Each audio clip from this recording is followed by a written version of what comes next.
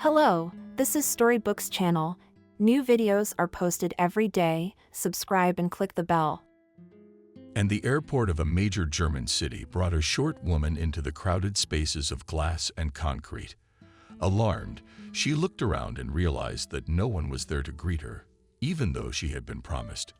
Confused, she stopped, not knowing how to make a phone call. She took a Russian-German phrasebook out of her purse. She turned to the policeman. But suddenly, she saw a tall young man approaching her with a blonde woman on his arm. Relieved, she sighed and walked towards him. The man spoke with a noticeable accent. "Good afternoon, Kathy. I'm very glad we've met. I'd like you to meet my sister. She's your future mistress." He nodded his head toward his companion and kissed the guest's hand. "Nice to meet you. Nice to meet you. Thank you for meeting me." "A little confused," I replied, Kathy. "Sorry I'm late." Michael's hands went wide. He picked up his suitcase, headed for the exit, and the women followed him.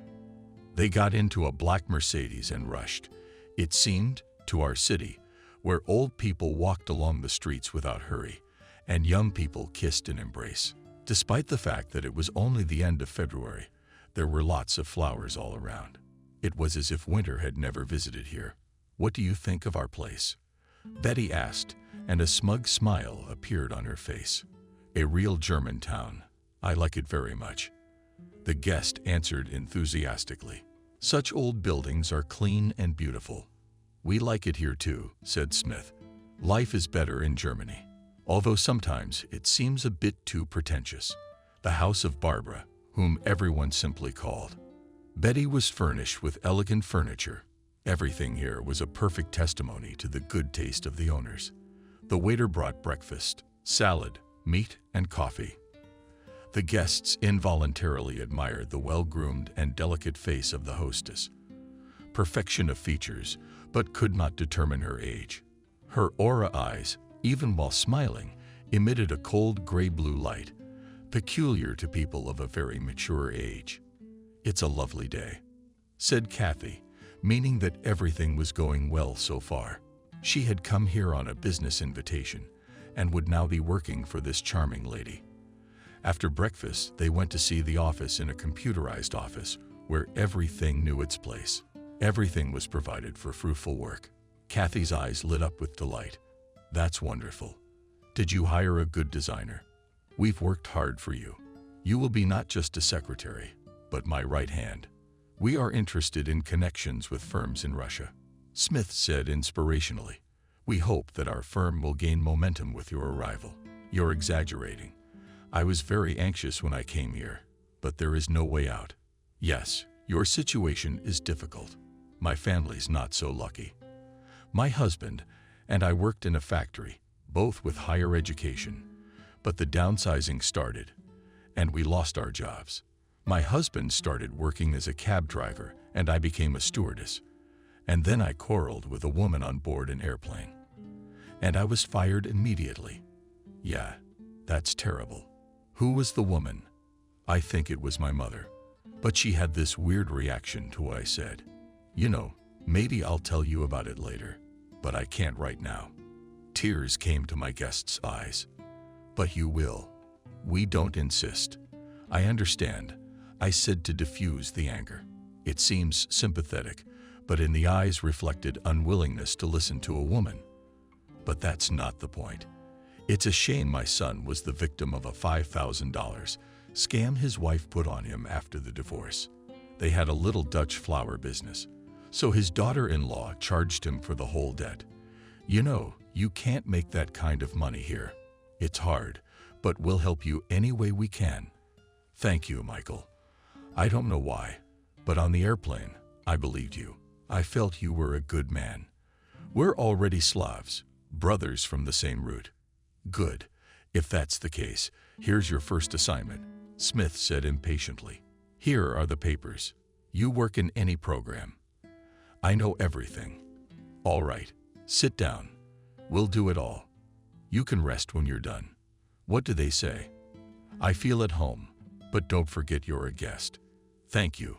You speak Russian pretty well yourself." The woman said, I got a degree from Moscow University. You graduated from Moscow University? Yes, law school. It was a fun time a long time ago. Okay, goodbye, he said and walked out. Kathy looked around the room and involuntarily thought that people live. I'm on the 5th floor of a paneled house. For 20 years, the roof has been leaking. How many do not get along with him? All for nothing. The ceiling is stained. Went to the neighbors, offered to fold and set up a mansard over the house. But nobody wants to listen. And I mean, what's the money to build with if you can't afford groceries? Betty was bent over her papers and didn't notice Smith come in. He sat down. He looked through the papers. Is there anything wrong? Asked the woman, concerned. Everything's just as it should be. Thank you. You have one more task, he said. I want you to solve this case. He put the paper in front of the worker. I'll do it all. Solved it all. Everything's fine. But your eyes are cloudy. I'll get used to it. It can be fun. It's a lot of work. We're up and down from morning till night. Kathy, she washed the office window. The new boss asked her to do it. She looked out into the street where beautiful cars were coming and going. Opposite, there was a huge supermarket and a stall next to it. There, the fruit was displayed on the street, volatile. Bananas, sunny, shining oranges and tangerines fat. Large berries of blue and green grapes glistened, and fluffy kiwis were snoozing in small boxes, groveling apples. There were many more exotic fruits. Names and flavors Kathy didn't know about. It was like the Garden of Eden in every season. Anything could be bought. Smith entered the room, he said with a smile. Finally, there is a mistress in the house. The window panes are shining. I'm glad you like it, Kathy replied. I look out the window and can't help but admire it. How beautifully organized is your place. Patience and hard work will overcome everything. Kathy jumped from the table, jumped up, and grabbed her lower back. What's the pain? Do you need any medication?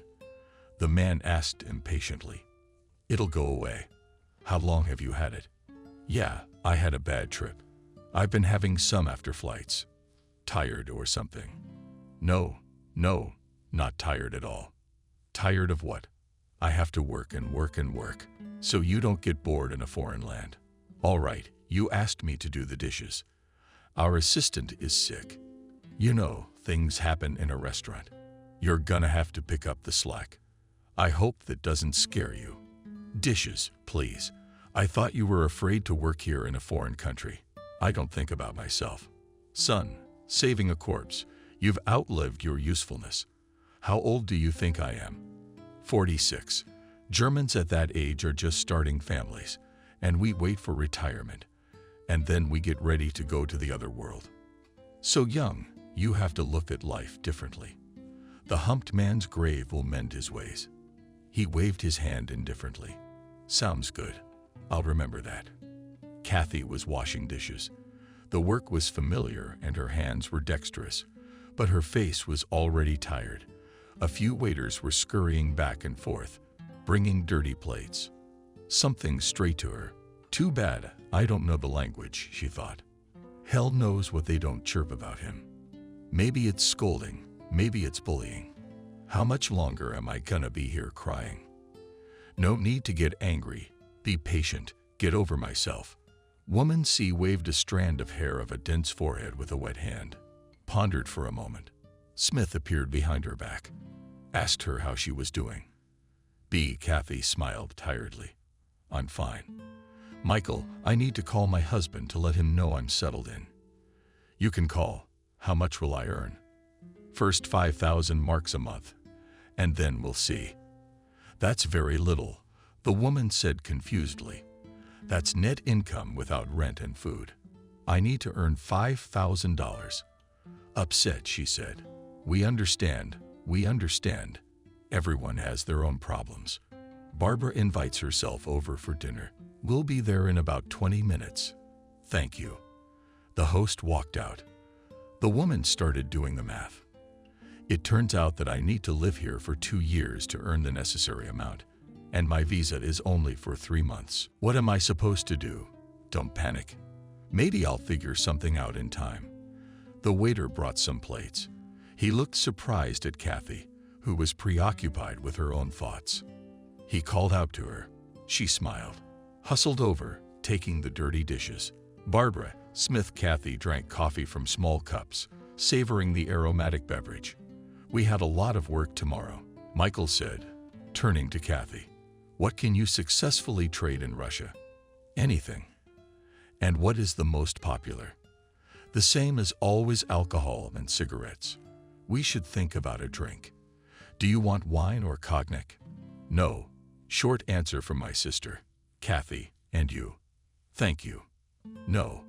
Then I'll have one to keep the ideas flowing. The next day, the work continued. Papers abounded. Kathy reread, recited what she had written. It seemed good that only Megard didn't pile up. The beatniks and Barbara came into the room.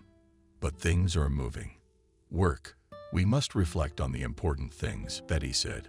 Listening to you. There was anxiety in the guest's voice. Michael walks around the room, weighs something, and finally says to hire you illegally. It's very risky, not only for us, but you could go to jail. Kathy looked fearfully at her hosts. Don't be nervous. If anything, you should know how to speak properly. You have to ask for it. What Kathy was wary of, you have to ask for political asylum. But when I get home, did a lot of yours come back? Barbara asked. Could I think about it? Think about it. If you don't, you'll leave with nothing. Warned her. I want to consult my husband. Asked the woman hesitantly. What the host said was terrible news. She dialed the phone number with a trembling hand. She heard her husband's voice. Hello, Rick, it's me. Hi, how are you? Yeah, same old, same old. Same as Sam usually is. Is Sophia big? Aha. How are you settling in? Nothing yet. My bosses suggest I ask for political asylum. I don't know what to do. Well, ask for it if you have to. You don't understand. It's a betrayal. Who are you betraying? Homeland. Don't be ridiculous. Somebody is a human being. You're too small a man to fear the country's retribution. But in that case, I don't know when I can go home. Why would you want to come back here? Replied the husband. What are you worried about? You just want to get rid of me. The woman said angrily. I didn't send you there. You made a mess of it yourself. Do you think I should ask for political asylum? Do as you see fit. The husband replied indifferently. My hosts explained to me that if I don't agree to it, I will have to return with nothing, and I will lose everything I spent on the road and visa. The trip was fruitless. I told you you couldn't be trusted. You say it's my fault. Why did I take off if I didn't make the terms clear? They promised me a lot of money. You know better than that, don't you? It's up to you. Bye. When Kathy heard the noise on the phone, she said disappointedly, It's called talking. What a terrible thing to do. What am I going to do? Go on this adventure? The imperious look of knocking down Niam pushed Kathy to the dreaded brink, and she still couldn't make up her mind to do something new, she thought. Nothing good. Consulted with her husband. So what? Nothing. Why? Is there no other way out? No. In that case, I have to accept everything. Although my soul doesn't accept it, Kathy replied, and lowered her tear-filled eyes. Michael drove Kathy to the office and handed her over to a policeman. She was led into the office, fingerprinted, and then offered to wash her hands and dry them under the Christmas tree. Passport. The policeman said something and walked out. We have to wait, Smith explained. The interpreter is coming, and I have to go. Don't be sad. The young interpreter, thin and clumsy, began to read the questionnaire. Your first name, last name. Kathy. Year of birth. After the questionnaire, the police officers put her in a jeep and drove her away without explaining anything. She realized that now she was completely dependent on these people, Outside the window floated towns, which imperceptibly passed into villages with the same cozy cottages, red and typical roofs, stretched fields and groves. The pipes of industrial enterprises flashed in the distance. The terrain was flat at first. After that, there were hills, and the beautiful scenery was not at all pleasant. Kathy, she's depressed, thinking that she was being driven too far away from Smith, the only people she knew in Germany. The woman watched the speedometer with fear. The distance from the town where they were staying was steadily increasing. 200 million, 300,400 kilometers. Behind a metal mesh fence stood several pink buildings, a camp for foreigners who had requested political asylum. Kathy was led through a passageway into an office where two clerks sat. The pretty damsel in distress took the camera in hand in a friendly invitation. "Please have a seat." She snagged herself under the lens. In a few seconds, the picture was ready. A full German woman with indifferent eyes behind her glasses pasted it on the pass form. "This is your document." She handed over the pass. "Thank you," Kathy replied confusedly. "Where do I go now?" "It says here." The room Kathy had taken up residence in was like a cheap hotel room with old furniture. She set her things down, looked in the empty closet and refrigerator, sat down on the edge of a chair, said to herself, "German paradise exists only for the citizens of this country, and people like me are superfluous." A feeling of sadness seized her soul. Tears came to her eyes, but she tried to calm herself. She took a photograph out of her bag and set it on the table. Her own eyes, those of her son and granddaughter, looked at her cheerfully. A woman's curiosity made her step out into the hallway, where she ran into a swarthy, dark-haired man and woman who said hello to the first and asked the newcomer, "Where from?" "From Russia," Kathy replied. "And you're good to be around." And there was envy in the woman's voice. "Why do you think so? Do you have any hope of staying here? The Germans treat you with understanding. Did you give them your passport? You should have hidden it for nothing. They would have issued new ones. I didn't know. We didn't know anything at first either." "Where are you from?" Kathy asked. "Georgia." "And how do you like it here?" "Nothing definite. We live in suspense, afraid of being sent back, afraid of everything. But there is hope. Few people are lucky. You have to be able to convince a German that you really need asylum. Otherwise, what's there to say? Are you allowed to go out in the city? Yes, but you have to come back at night. If you want to stay somewhere for a day or more, you have to inform your superiors. Do they give you linens, or do you have to have your own? They'll give you linens and dishes. Go over there. Third door from the stairs. Kathy knocked on the door and entered a room left by a white closet. At the desk sat the island and a German woman to whom Kathy showed the pass. The woman tapped on the computer keys and then handed out 2 bags with all the necessary household stuff, plastic utensils to a mop. With this goodness, the woman returned to her room. Kathy walked out the gatehouse, turned into town. The brick-roofed cottages glistened with new paint. The tips were decorated with flowers. You couldn't even tell if the flowers were real or artificial. It was February outside. She marveled at the luxury of the shop windows, fruit displayed unattended on the sidewalk. She was hungry, but she didn't buy anything. On the hill to the left was a church. Kathy went there. She decided to pray on an empty stomach. Her face was tense, wary, as if in anticipation of trouble. She climbed the steps, crossed herself at the entrance to the church, sat down on a bench, looked around at the white walls decorated with icons, and began to pray. Gradually, the tension was replaced by helplessness and self-pity. Tears ran down her face, bringing relief and peace. In the courtyard of the Kathy camp, passing by 2 young men, she heard them speaking in their native language. She said hello to them. "Hello, fellow countrymen." They responded in a friendly manner. "Where are you from?" "From Krasnoyarsk," Kathy replied. "And I'm from Moscow." "And my friend from Viborg," said he, nodded his head in the direction of medium height. "How long have you been here?" asked Kathy. "Yes, bored," replied the blonde. "And how long does it keep here? Who's as lucky as you are?" Some of them have been here for weeks. In that case, we should get acquainted. A woman offered. My name is Ethan. The blonde one said his name. I'm Benjamin, said the other one.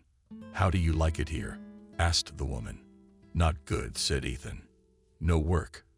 They're overstocking me with old stock. No one here is interested in my higher education. What's your specialty? Mechanical engineer. I'm a construction engineer, but you must have worked somewhere. If there's old stock, Kathy noticed. I worked illegally on a Greek construction site for almost 8 months. And then I got caught. Had to apply for political asylum. They'd brought me here. I only worked 3 days. My bosses didn't even pay me anything. They offered me to give up right away. They said they didn't want to get in trouble for your illegal work. And they lured me with promises. The woman said with resentment. Everyone looks after himself first and foremost, said Benjamin. You have no one to take offense at. You're the one who came here, said Ethan. How can I run away now? Asked Benjamin. Across the river. There's a Pole who drives in Moldavia. A lot of them get here that way. They shouldn't come here. You can't get a black job here. Without work and money, there's no life, Ethan said. What do you mean black jobs are illegal? We're not authorized to do that kind of work. As the group approached, a stocky Negro stared at the woman. Hello, hello, he said, stretching his lips in a smile. Hello, hello, more dasty stump and get out of here while you donkey. The Negro walked away disappointed, but he still managed to wink meaningfully. What are you getting on him? She was surprised. He's a dangerous guy. Stay away from him. What a conversation we're having. What kind of life is such a conversation? Benjamin summed it up. There's a white woman coming from the gatehouse, a blonde in her 40s. That's Kelly. You two haven't met yet. No. I'll introduce you. Hey, what's up? Kelly asked. Here's the new girl. Nice to meet you. Kelly gave a friendly smile and turned to the men. What are you guys doing today? We're going to look for a job. Benjamin answered gloomily. Though I know it's a waste of time. You're not looking for a job. You're looking for a bride, Kelly said. All your problems will be solved at once. No German woman would marry a beggar. They're all about calculation. You women are lucky. The Germans marry you willingly. Are we so divided that we spend time together with you in the same palace? Kelly smiled. We'd go completely wild without you, Ethan said. You're a comfort. The men said their goodbyes and headed into town, but the women stayed behind. Have you eaten? Kelly asked Kathy. Not yet. A short Caucasian man with an intelligent face and gray hair walked by. He said hello. Kelly whispered an explanation to Kathy. He's a professor who came to Berlin for a scientific conference and asked for political asylum. He's smart. He'll be able to come up with an important reason and stay here. And if the professor is scattered, Kathy said in surprise, then we sinners have nothing to be embarrassed about. A man seeks where it is best. I think it's time we had a little refreshment. How's the food here? It's not very good. But Germany is a rich country, and Germans love themselves too much. So as commoners can eat what they consider waste. You mean the dump? Kathy wrinkled his nose with squeamishness. Well, yes, almost vegetable stores at the end of the day put out clean containers of fruit, unfit for consumption by German standards. And fruit isn't poisoned. Everyone eats it. No one is squeamish. Isn't there anything else besides what comes from the dump? We get a hot lunch once a day and dry rations, mostly canned food and 800 marks a month. Wouldn't it be good for you to get a job? Do you work? I don't need it. Why not? I have a German friend. He's divorcing his wife. We're getting married soon. He supports me. How long have you lived in Germany? 10 years. Kathy's face was horrified. Her heart ached. I wanted to go home to dear Russia. All 10 years illegally. Yes, I worked as a freelancer, cleaning apartments in Germany. And by the way, I won my Carl back. I cleaned their place too. I think it was his wife who reported me to the police. One day I was captured and imprisoned. I had to ask for political asylum. I don't want to stay here forever. I just need to make some money, Kathy said. You know, Kathy, to get a job legally, you need permission from the authorities to get it in our situation in two ways. Make up a plausible legend that you don't have a life in your home country or get married. Kelly, I'm an ordinary woman. I have no interest in the authorities. Besides, I'm married. You love your husband. I'm glad I do. I used to love him, but things evolved. You know, before you get a divorce, you have to weigh things up a lot. What are you talking to me about? I've outlived my time. I'm not a woman anymore. I don't need anyone. How did your husband feel about you going away?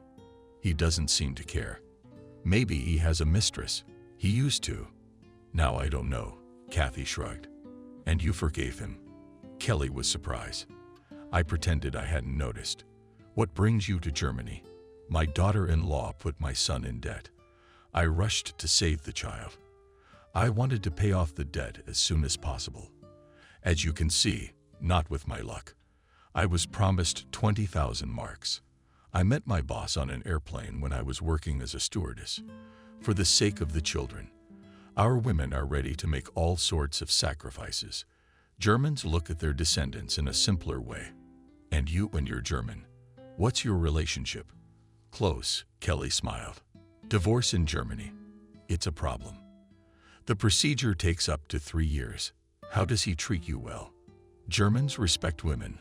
I go to see him on Saturday and Sunday. I'd have to visit Michael, who invited me to work, and afterwards turn me in. Will they let me in? Maybe they'll let you in, but you don't want to break the rules. Look, what are we standing here for? Let's go to my place for tea, and then we'll go for fruit tonight. Thank you, Kelly. A girl with tearful eyes came out of the building to meet the women. What's wrong? Kathy asked. Is there anything we can do to help? No one can help us anymore. We've been turned down. When do you have to leave? Kelly asked. Within a week. That's final, Kathy said. She shook her head in despair and covered her crying face with her hands. The dining hall was self-service. The line would stretch for lunches. Kathy and Kelly were also here. Benjamin and Ethan came up to them. Did you girls get in line for us? Sure did, Kelly replied. The tall Negro waved his arms and shouted something. They're with us. No need to yell, Kelly reassured him. How's the work going with the boys? Asked Kathy. Empty. Ethan waved his hand doubtfully. I've got to get back. I won't make any money here, but I'll spend what I have. And the family's probably waiting. Kelly remarked. I don't know. My wife and I didn't get along very well. But my daughter's growing up, and I'm trying to do my best for her. They put their plates of soup, rice, side dishes, and sausage on trays, plastic cups of yogurt, and sat down at the table. Kathy sighed and wrinkled her nose. What kind of salty soup? I don't like that kind. The chef here makes this dish on purpose, so you don't have to ask for more, Kelly smiled. Benjamin, why are you so gloomy today? I'm hungry, we'll talk about it then. By the way, there is a case, we'll discuss it after lunch, Kelly suggested. Ayla, Ethan, Kelly and Benjamin left the dining room. The girls are invited for a beer, said Benjamin. Kelly answered with pleasure. They went to the next building. Benjamin had a chicken and skinned room. There were many empty beer cans on the table.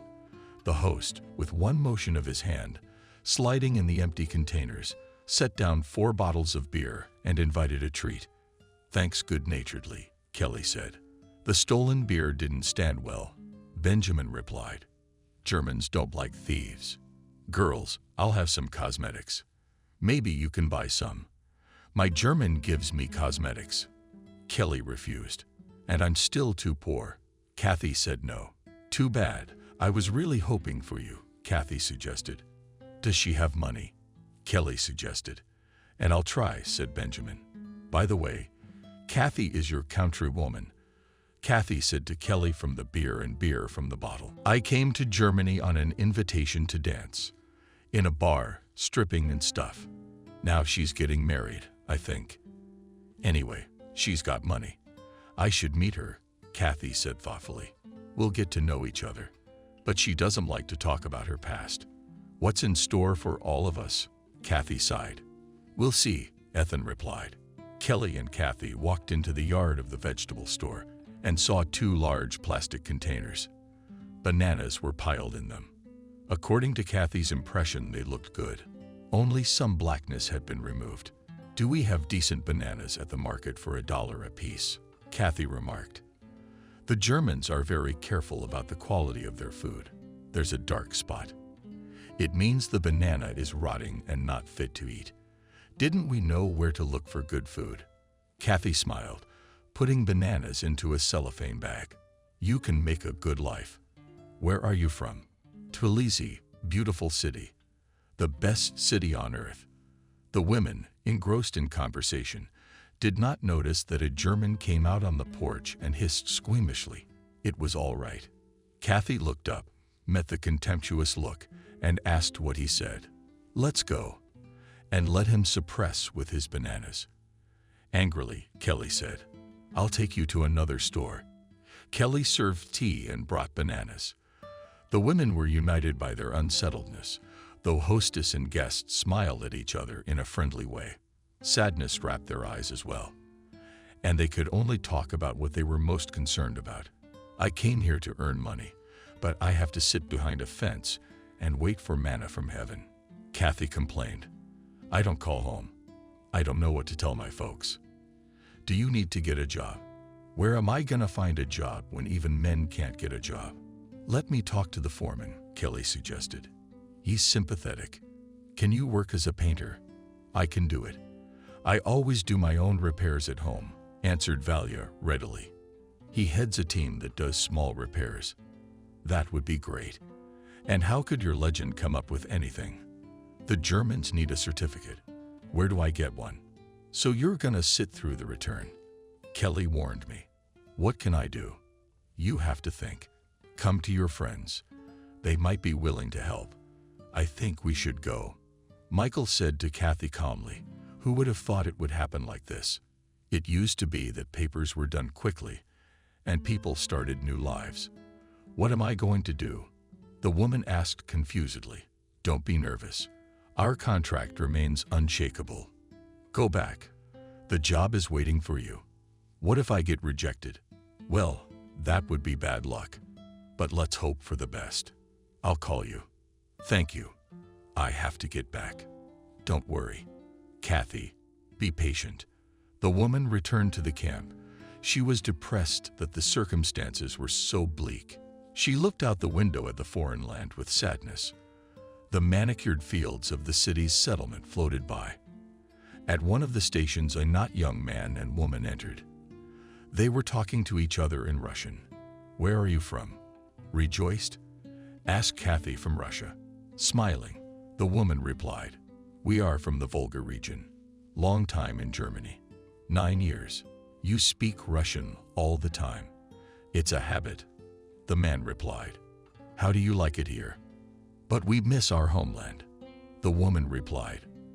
We have friends and relatives left there. And how are you in Germany? I came for 2 weeks to earn money, but I turned into a prisoner. All immigrants go through this now. Be patient. The woman comforted Kathy. The German punctuality didn't work out. The train is late, the man remarked, glancing at his watch. How alarmed Kathy was by 5 minutes. I'm not going to make it to the next train. I'm not lucky. Don't worry. The man got up, went to the end of the carriage and returned with the conductor, explaining to her that the woman was late for the next train. The conductress smiled, replied something and made a soothing gesture. Your train will be delayed for a few minutes. It will come. Shouldn't you be upset? The man translated what the conductor said. Is that really possible? Kathy asked in surprise. And here it's customary to do one's best for one's own sake. Have you managed to get a job? My husband works as an electrical engineer at a substation, and I'm retired, the woman replied. Do you regret leaving this place? I have different thoughts, but I don't want to go back to begging. The train stopped. Kathy said goodbye to her companions and jumped into the car. The country no longer seemed so alien and hostile. The clouds outside the window of the room floated to the east. The woman watched them sadly. They're coming home to us. What am I doing here? She took the photograph that stood on the nightstand by the bed and began to talk aloud to him. Vitalik, my dear son, how hard was it to raise you? So painful was angina, bronchitis, and inflammation. A good boy grew up tall, handsome. How I want to help you, but I can't do anything. I'm sorry. And you, granddaughter, I'm sorry your grandmother is such a loser. She wiped her tears, looking into the faces of her son and granddaughter. There was a knock at the door. A swarthy boy stood behind it and said hello in Russian. Can you help me? All right. What's wrong? My mom's sick. Kathy locked the door, followed the boy into his room, and saw a young brunette on the bed. Hello, I'm your son. Thank you for coming in. I'm Christina. Please sit down. Kathy sat down on the chair, slipped the boy's name, and said my name. Nice to meet you. I noticed you a long time ago. You're beautiful. What beauty? Are you sick? Yes, sciatica. We're poor. Please take my William with you when you go bananas. I will. Thank you. Where did you come from? Kathy asked.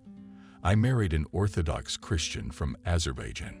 I changed my faith when my husband died in a car accident. I couldn't bear to live. They say that everything passes, Kathy said.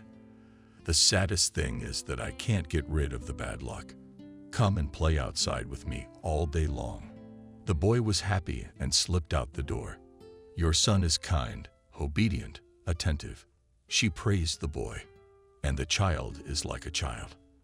I didn't want to talk about him. I was going to Germany to get married. I met a German and went to visit him at his invitation. But he didn't like us. He looked at how much we ate, and the boy is growing up. He has a good appetite. He needs to eat. I had to come here, but my nerves didn't hold up. My spine ached the next morning. I took some painkillers. I'm waiting for my father's pain. I'm a doctor myself. I know that spinal pain is not something to be trifled with. If you need help, you call me. I warned you. Thank you. Will you please look after your son? What if something happens to me? Christina asked. Don't worry. Let's hope for the best. Do you have children? One son is grown up. I envy you so much. Did you get to raise your son? You know, little babies, little squirrels, and big babies, big babies. I'll be sure to take your William if we go bananas. Don't worry, it'll be fine. I'm good with kids. I already have a granddaughter. Kathy and the boy were returning from the store, carrying cellophane bags of fruit on this clear day with a short spring sun and a cloudless sky. The foreign town lives with its own worries. The boy looked around curiously with appetite, eating a banana. Why do the Germans throw away such delicious bananas? He asked. They have too many bananas, and they don't have time to eat them, replied the woman. Lucky me. And do you know that today is the first day of spring, and after that it will be summer? Do you like summer? Summer is hot. I like fall. That's when the mountains are golden. I like to paint them. Do you miss the mountains? Yes, very much. There are mountains in Germany too. We used to go with Uncle Peter. When I grow up, I'll buy a car and we'll go to the mountains with my mom. You have a wonderful mom. You have to help her so she doesn't get sick. I'm doing my best. That's what my dad taught me, but he's gone. Don't be sad. You'll grow up strong and smart. Everything's gonna be okay with mommy. Kathy showed the pass at the gatehouse to Shakhtar and walked with the boy to the yard, where she saw an ambulance. Something's happened, she said. Someone is sick, the boy replied. A woman was carried on a stretcher to the car. The boy rushed to her screaming, Mommy, Mommy. Christina hugged her son and said sternly to William, They are taking me to the hospital. Wait for me and don't go. Alone in the city, you hear? I forbid you. Okay, Mom, what's wrong with you? Asked Kathy. You went, and I tried to get up, and I realized. Something bad had happened, and I couldn't get up. Good thing a neighbor came by to check on me, so I called a doctor. I probably would have died from the pain. Let William stay with me. Thank you, Christina. I've already made arrangements with the neighbor. Her David is a little younger than my son. They're friends. The boy will stay with them. Thank you very much. Mom, I want to come with you. Through tears, my son asked. Son, be a man, strictly said the mother, kissed her son goodbye, and she was taken away. The boy exclaimed, wiping his eyes with his palms. Authority, the woman took his hand and led him away. Kathy stared at them confusedly. She felt responsible for the boy's fate. Hi, Benjamin said to her. Why are you so upset? Yeah, they took the women to the hospital. She had something wrong with her spine, and the son is left in the care of strangers. Things are bad, but you and I are still alive and well. I have a bottle of champagne. Let's go to your place and dispel the sadness. Where could you get champagne? Where I got it. Where I got it. I made it. Good master. Let's go get some champagne. Pour it into plastic cups. To us, said Benjamin. Did Kathy fix it for you? No, just to us. Here's to you, making this your last stolen bottle. You got something to talk about. Let's have a drink. Kathy tasted the drink and said it was delicious. It's bitter to me, Benjamin objected. What are you implying? I'm lonely. I haven't been with a woman in 100 years, and you're so beautiful. Do you know how old I am? I'm not interested. Real women have no age. Benjamin tried to hug Kathy.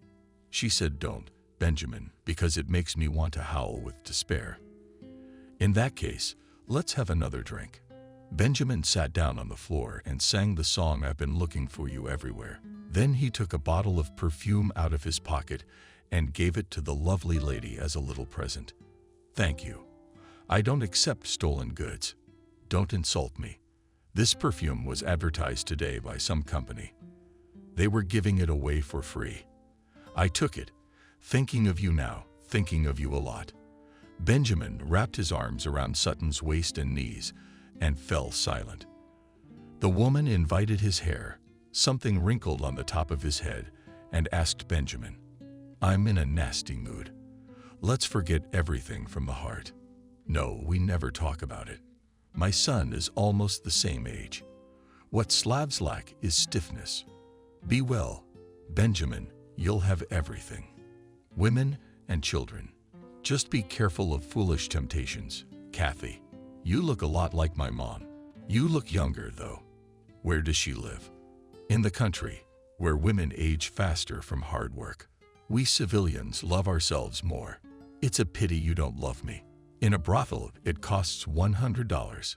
Benjamin, I can't listen to you. Take an example from Ethan. Behave yourself.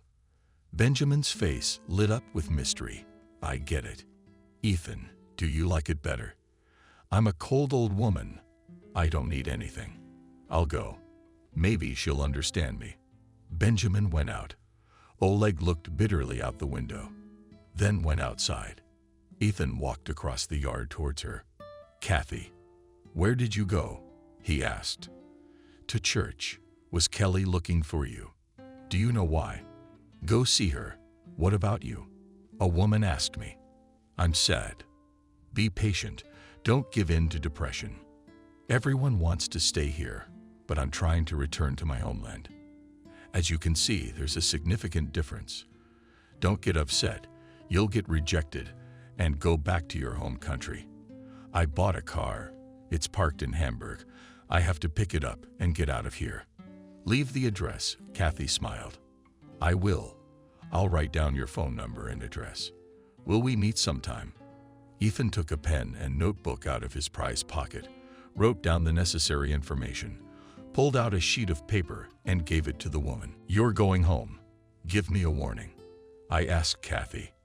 I will. Good of you to stop by. Kelly was happy to see me.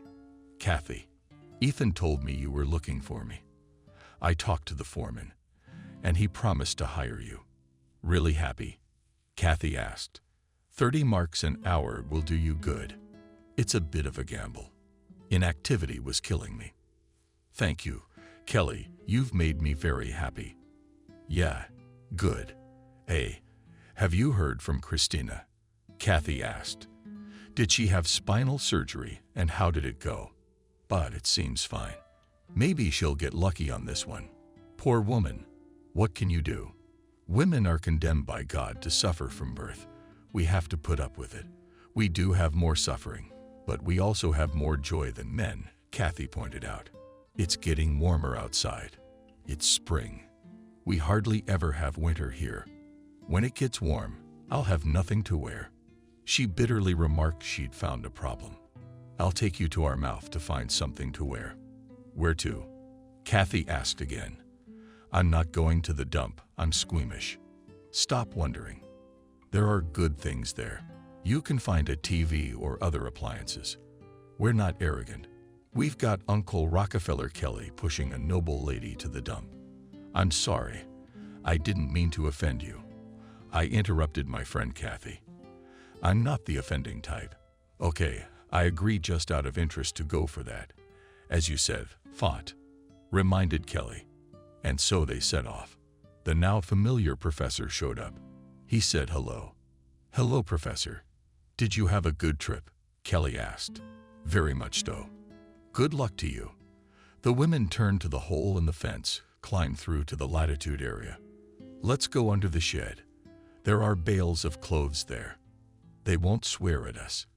If anything, we'll apologize, saying we got lost. Kelly replied with a laugh. There were indeed large bags of clothes under the awnings. The women began to pull out and look at jeans, triple-decker sweaters. How did I get you in this? Kelly to her chest a sweatshirt with yellow and brown stripes. Tigress, and you're about this approximately. Kelly threw Kathy a colorful dress. Oh, that's something gypsy. Too bad we don't have a mirror. Next time we'll bring a mirror. Kelly laughed. Look, men's jeans. Maybe they'll fit my husband. I guess they'd be like brand new. I told you so. Kathy bent down. As Kelly sorted through the clothes, she was more careful. Every now and then she glanced toward the building where the guards were. Hearing a sheepdog barking in the distance, she fearfully said, "Run." What's wrong? Sheepdog. The dog was already flying towards them. The woman grabbed the selected clothes and rushed to the iron. For a moment, the barking died down. Kelly looked back and saw that the sheepdog was rapidly approaching and shouted, "Kathy, hurry, we won't make it in time, it will tear us apart." The sheepdog growled. They dropped their clothes and ran as fast as they could. The women managed to jump the fence but kept running. The sheepdog accompanied them with frantic barking and outside the fence. The next day, Kathy went to work. There she decorated the wall in red overalls and a cap with a large visor. Valak M. Valak swung from top to bottom, painted the gray wall in light lettuce color. In the evening, she passed Schachter's windows. He stopped her, a handsome young man, smiling. Kathy did not understand what the German said, but she herself smiled back. In the yard, she saw William and asked how your mother was. Nothing. She'll be discharged soon. The woman found 2 chocolates in her bag and gave them to the boy. Thank you. He answered and immediately began to hastily unfold the paper. Aunt Dasha is listening now. But David is sick. They won't let him go outside. What's wrong with him? His throat. Will you miss me? Come and visit. Someday. Kathy, slim and beautiful, came out of the entryway and said hello. Hello, Kathy. I've been wanting to chat with you for a long time. We are countrywomen talking how and what. The girl replied ironically. Do you miss home? I want to miss it. My home is where I live better. I'm a child of the planet. I miss you very much. I have a son, a granddaughter. How old is your son? 25. Well, he'll live without you. No, Kathy, children are always children, no matter how old they are. I'm used to being on my own. My father left me when I was 2.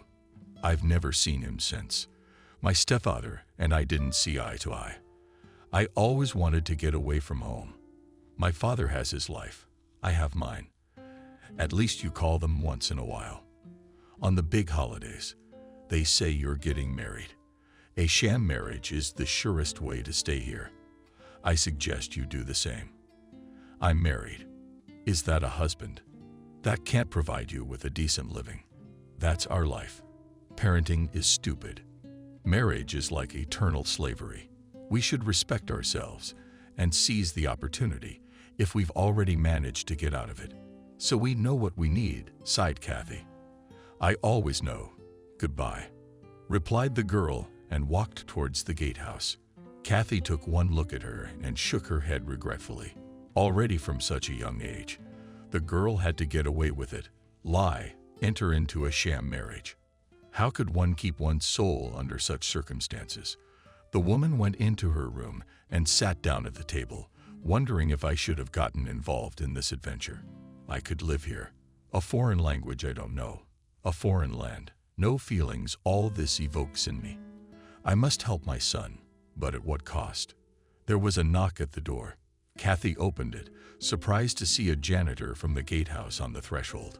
He entered the room, stopped, looked at Kathy. That is Scene Frost, he said with a smile, putting his arm around the woman's shoulders, their libido there. Kathy smelled the pleasant odor of expensive deodorant that the German man's clothes smelled like. The janitor. Released from his embrace, she said sternly. Is that what you all say when you're courting? No love at all. Let's be friends if you want to be. Liebe nicht freuen mich. The German raised his eyebrows in surprise. He was swarthy with correct facial features. Handsome. Knew it, so he showed self-assurance. Kathy. Warum? The guy spoke German fast. Why? Why, Kathy? Kathy shook her head and pointed to the door. The janitor was very surprised by her refusal. However, he tried to hug the woman again. She shivered, spoke quietly and clearly, again pointing her hand at the door. Benjamin Kathy, escorting the German to the door, muttered angrily, "What do I need all this for?" He finally realized that he was finally being rejected. He said goodbye and walked out with a bewildered face. When the door closed behind him, Kathy crossed herself. Save me and keep me safe. He can get me out of here. I'm dependent on everyone here. I should talk to Kelly. Why are you so green? Kelly asked Kathy to let her into her room. Something happened. And this asshole from the watch offers love, said Kathy indignantly. What are you thinking about? Have some coffee. Calm down. And calm down here. You refused such a handsome and young German. Kelly laughed. Do you think I should have? I don't think anything. It's just that cunning women in your position take every opportunity. Kelly, I can't do that. But you said no, and you did the right thing. I don't think he really loves you, and he's gonna get back at me. I don't know. I don't think so. You must still love your husband, don't you? With that unapproachable lamb peeking out at you. My son is almost his age. You're silly. Men age quickly. Women should always know how to use their attractiveness. That's sacrilege, Kelly. People live and enjoy themselves. You've buried yourself alive. I'm living without money, without papers. It makes me want to howl. And then there's these men and their lust. Kathy, you've got it all wrong, don't you? A man 10 years younger than you sees your beauty, decides to help you through your loneliness, warm you up with love. And you into what happened? Why? Kelly was surprised. I have no love, no mood of ill health. What's wrong with your health? Live, started to get very sick. Food doesn't fit. Could be the food, could be your nervousness. You should see a doctor. What about work? The foreman? Let you explain it to him. I'll be patient for a while longer. If it doesn't stop hurting, then don't take too long. Yes, I'm afraid of that janitor. Do you want me to talk to him? Kelly asked. No, don't. Cell phone rings. Hi, you're home already? Overjoyed, said Kathy. How are you? Oh, thank God, I'm fine. I have another joy. We got permission to stay. Good for you. We're leaving. If you settle in well in your new apartment, I'll invite you to visit. Thank you. Happiness to you. Oleg was painting the wall. The roller swung from top to bottom, evenly covering the surface with paint. The tall guy who was working immediately put down his roller, came up to Kathy, and handed her a chocolate bar. Danko woman shook her head negatively. I don't eat chocolate. The man put his arm around her shoulders. Kathy abruptly broke out of the embrace and ran to the side and indignantly shouted, "Only come over. I'll ask you to eat green." She held out a roll in front of her. At this time, Kelly walked in. Asked with a laugh, "Kathy, are you trying to increase the Green Party?" "No, I'm fighting sex-crazed crocodiles. Did you hear Ethan died?" "How?" Kathy asked, scared. "He was driving a car and crashed. Some say he fell asleep at the wheel. It's a shame about him, such a young and handsome man, and a family left behind. Such is our life. It's scary to live alone, and it's even worse to die alone. We have to. Ethan, I have an address and a phone number." Kathy remembered. "So you call." "I can't. How can you report something like that?" No. Kathy, think about it. Ethan's dead. He needs to be buried. And the family don't know anything. I can't do it. I don't have the guts. You can't betray Ethan. Okay, I'll try. Kathy, I flipped through my address book, found the entry, dialed the number, heard a woman's voice, said hello, and asked if it was Christina. "Yes, I'm calling from Germany to tell you about Ethan's husband. Something's happened. I'm sorry for your loss." Kathy struggled to get the words out. "Ethan was killed in a car accident." "Ethan, don't joke around like that." "I'm sorry, I'm not joking. Ethan was a good man, he loves you. Daughter was in a hurry to get home. Drove the car, and they say he fell asleep at the wheel." Vanya's sobs were heard in the phone. "Christina, you should definitely come here to take care of Ethan's funeral." "Yes," Kathy sobbed into the phone, barely able to keep from crying. She lowered her voice and said cruelly, "Stop crying, Christina. You need to think about yourself and your daughter. Ethan, waiting for you here. Aya, I'll do anything. You know the address?" "Yes," Ethan wrote to us. "Come, we'll be waiting for you. Goodbye, Kathy," she hummed up. "She'll be here. You're good. I couldn't do that." Kelly complimented her, and I was lying on the bed, flipping through a phrase book, memorizing German phrases. There was a knock at the door. A woman opened it. Benjamin came in. "Why are you so sad?" he asked. "Ethan is dead." "Don't make things up in a drunken voice," Benjamin said. "I understand. It's April 1st. It's not, Benjamin. Ethan drove the car and fell asleep. And that there is no Ethan anymore. Holy shit. What the hell kind of life is that? It's a shame. It's a shame." Kelly and I called his wife. She promised to come to his memorial, Benjamin said, and put a bottle of wine on the table. Kathy pulled a few cans of canned goods and fruit from the refrigerator. They drank and snacked. He and I had a nice sit-down the night before his trip. He wanted to see his daughter as soon as possible. You don't have a family, so you bear the separation from your homeland more easily. I have a mother who often dreams about me. When I came here, it was like falling into an abyss. I don't dream about anything. At home, I had colorful dreams every night, like a movie. It's your husband who's giving you the energy. I don't get any energy from him. We've been sleeping in separate rooms for 20 years. Why is that? Yeah, it just happened. When I saw you, I thought I was divorced. Is there something so independent about you? I'm not independent. I'm just a slave in the family. I never thought people would get that impression. Kathy, you make such an impression on me that I'd do anything to please you. Benjamin, I'm nice to you, but don't count on it. You're just messing with me. Enough of this idle talk. Kathy stopped him. Right? Yes, let's drink to the most beautiful woman in Germany to you. Don't lie. I know I'm old and unassuming. You just don't understand anything about female beauty. Benjamin reached out for a hug, and she pulled away. And with the bridge, Ethan, the wife, promised to come. It's a pity for everyone. And you too. You don't live, you exist. Such a woman is a queen. Benjamin lowered his head doomedly. I don't want anything. I just want to pay my son's debt, and then I'll be retired in no time. Retirement. I know what my mom's pension is. We've been robbed of our future, so I'm stealing.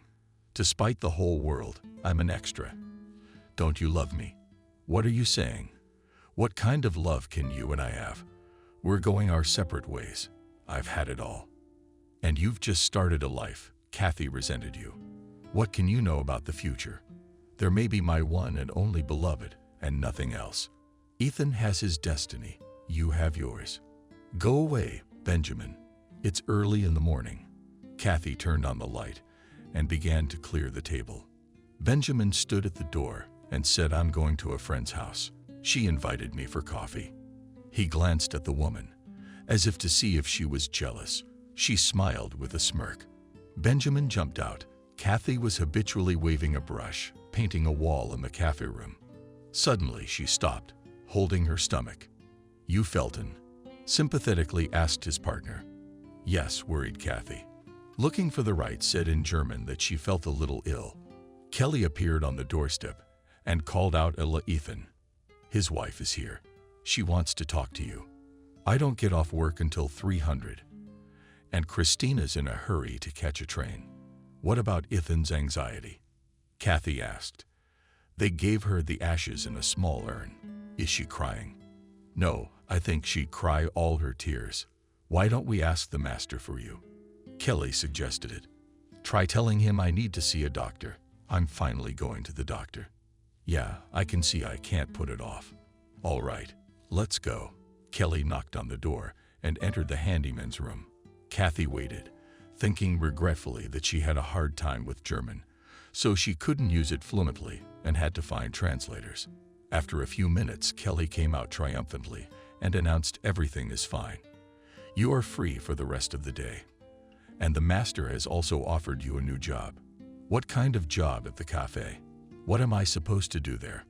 Making coffee for our bosses to drink during the break. And afterwards, when everyone goes out, you'll help with the dishes. I think coffee smells better than paint.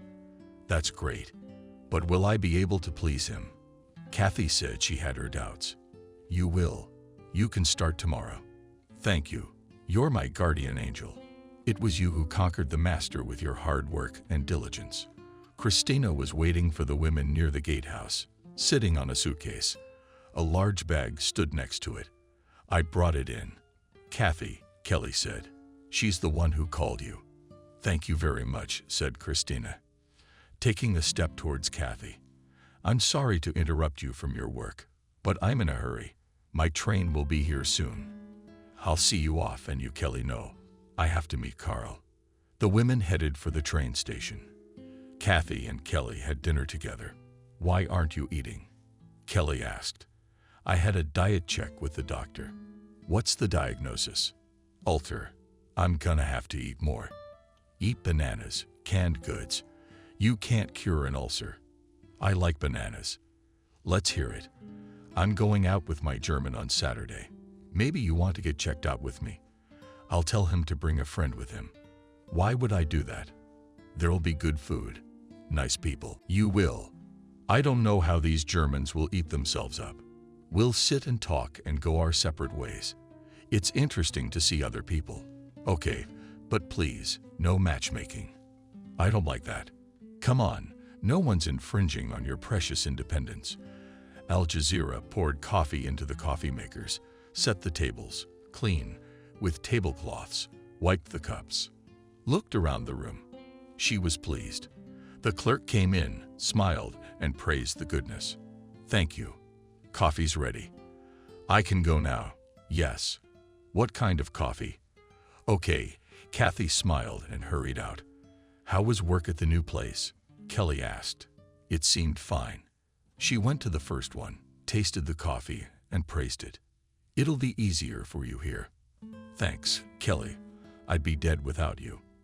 And with my low blood pressure, coffee is a must. By the way, we've already been invited to the restaurant for Saturday. Our friends are eager to meet us, Kelly said. I'm a little embarrassed. It's gonna be great. You'll see how Germans respect women. She comes to you, brings you a bottle, drinks it herself, and then demands payment in kind. But not everyone is like that most of the time. I understand that poverty has made everyone lose self-respect. What kind of a beggar is a gentleman? But we are rich in soul, and we have only soul capitals left. Kelly said mockingly. Look, your customers are already drunk with coffee. I'll go and wash up after them. It's so warm outside. Kathy sure smiled, her eyes glistening in the bright sunshine. Soon it will be summer. It's beautiful in the mountains now. Kathy on the porch at the cafe was waiting for the bosses. It was obvious from everything that they were satisfied with the coffee. She walked into the empty cafe, put away the dishes, poured herself a cup of coffee, and sat down at the table. Next, she said they liked it. They offered to buy the coffee and thank you. Are you ready? Kelly peeked through the door of Kathy and the room. Yes, come in, Kathy answered, hiding her excitement. Show me. A woman of deep, marvelous beauty stood before Kelly. A long-sleeved black dress was gracefully built up along the bottom. Stanu's russet details and hair was loose for the first time and cascaded marvelously down her back. Delicate gaze, fluffy eyelashes, clear, soft skin. What gave her away was not a woman with a grown son, but a young girl, a beauty. All Germans are yours. I'm not comfortable, Kelly. Keep your tail between your legs. We're the most beautiful and intelligent woman in the world. I see. Installation. I'll give it a shot. All right, everybody, let's go. The wheels clattered, the train rushed, and Lina rode towards the unknown. Sometimes they talked about something insignificant. Do you love your Carl? Kathy asked. If I didn't love him, I wouldn't be dating him. It took me a long time to choose. Do you know Germans well? How are they different from our men? Germans are not shy to talk about what they feel. Besides, German women know their worth, so their husbands realize that love must be earned. Our men die mostly at a young age because they drink and smoke a lot. More lying on the couch in front of the TV. Kathy supported her friend. Men in general are fickle. Or did he go somewhere else? Or the other one ran away. A woman can't afford it because she's attached to her children. We're approaching. Look, there's our beau over there. How do you like them? How can you tell at once? My friend is a turtle. The women rushed excitedly to the exit. Here we are, cheerfully said Kelly, kissing Carl, the dark male innovator and rather tall guest. That's how the men said hello. Let me introduce you. Mrs. Kathy, said Kelly, playfully looking at the German and her friend. The men kissed Kathy's hand and named themselves. Carl, Friedrich Angel. Nice to meet you too, Kathy replied, looking up at the tall, thin Friedrich. She felt uncomfortable next to him at a height that was only slightly over 1.5 meters. By the horses, Kelly said. No, wait, Kathy stopped her friend. Let's go and look at the timetable. What time is the evening train? We asked for 2 days. I want to be back tonight. You're on it straight, aren't you? Yes, I know the timetable from memory. There's a train at 20:30. Ok. Everyone got into the car, which Carl drove with Kelly next to him. Friedrich and Kathy were in the back seat. Kathy tried to look out of the window, as if she were too attracted by the scenery. Finally, the car stopped outside the restaurant. Friedrich got out first, walked around the car, opened the door, and gave Kathy his hand. Next, he pronounced MT. She thanked excitedly, feeling the warmth of his hand. As they climbed the stairs, Friedrich supported Kathy. At the table, they found themselves opposite each other. Tay was very shy. There was very little of him. Kelly, translate, please. I'm sorry, Mr. Friedrich. I don't know the language, so it's very difficult for me to maintain a conversation with you. Kelly translated. Friedrich smiled and answered briefly. Friedrich says he understands you well with his heart without words. Kathy shyly thanked the still feeling and herself at someone else's party. Kelly leaned over to her and mouthed tacky, "Stay away. He eats you with his eyes." When they left the restaurant, Kelly said, "Friedrich is inviting us to his place." "No, I'm not going." I said, "No. What's the big deal? We'll have coffee, sit and talk, see how people live." "Kelly, don't talk me into doing whatever you want." Kelly approached the men, explained to them that Kathy wanted to go home, and immediately turned to her friend.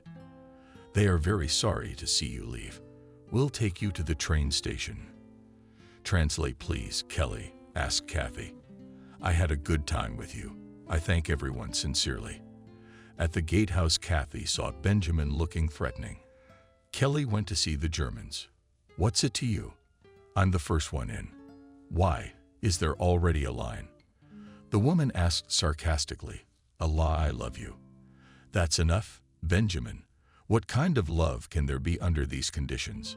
I understand with the Germans, the conditions are different. They invite you to a cottage. Benjamin, you have no right to humiliate me." Kathy was indignant, and at that moment she saw the attentive eyes of the janitor who had recently confessed his love to her. "Let's get out of here. All our women are looking at us corrupt. It's men who invented this system of existence, where gold and paper money are considered the greatest value. What's there to be offended about? I'm offended that you don't believe in my feelings, but are you interested in my feelings? Or do you think a woman has no right to choose? And I want you to choose me. I don't want anything, okay? I've been married for 26 years. I've seen nothing good in this life, but hard work at the factory and at home. And now I'm here trying to solve the family financial problem. And my husband and son are waiting for me to make money and give it to them. I owe everyone around me. And now I owe you. What kind of brother are you to me? A brother-in-law. There are devils in a quiet swamp. You're drunk. Don't get mad at me, or we'll quarrel. I drank out of grief, you know. I hid my passport in my pillow, and they found it. Now I'm facing rejection. Do you realize that?" Benjamin shouted. He put his arms around Kathy, pressed her against the wall, and kissed her. "Get off." Angrily, she said. "I'm not clinging. A shadow will follow you." "Boy, you don't make people laugh yet." As she was mopping the cafe floor, Kelly came running in. "Hi, Cinderella." "Hey, how's it going?" Kathy asked. "Did Friedrich like you?" "He's divorcing his wife, by the way." "What could he possibly like?" "We didn't even talk," Kathy shrugged. "Men have their own understanding." "What about him?" "Nothing. Attentive and good-looking. Just very tall. Carl told me that Friedrich likes women as small as dolls so that he can carry them in his arms." "That's right, but so does everybody.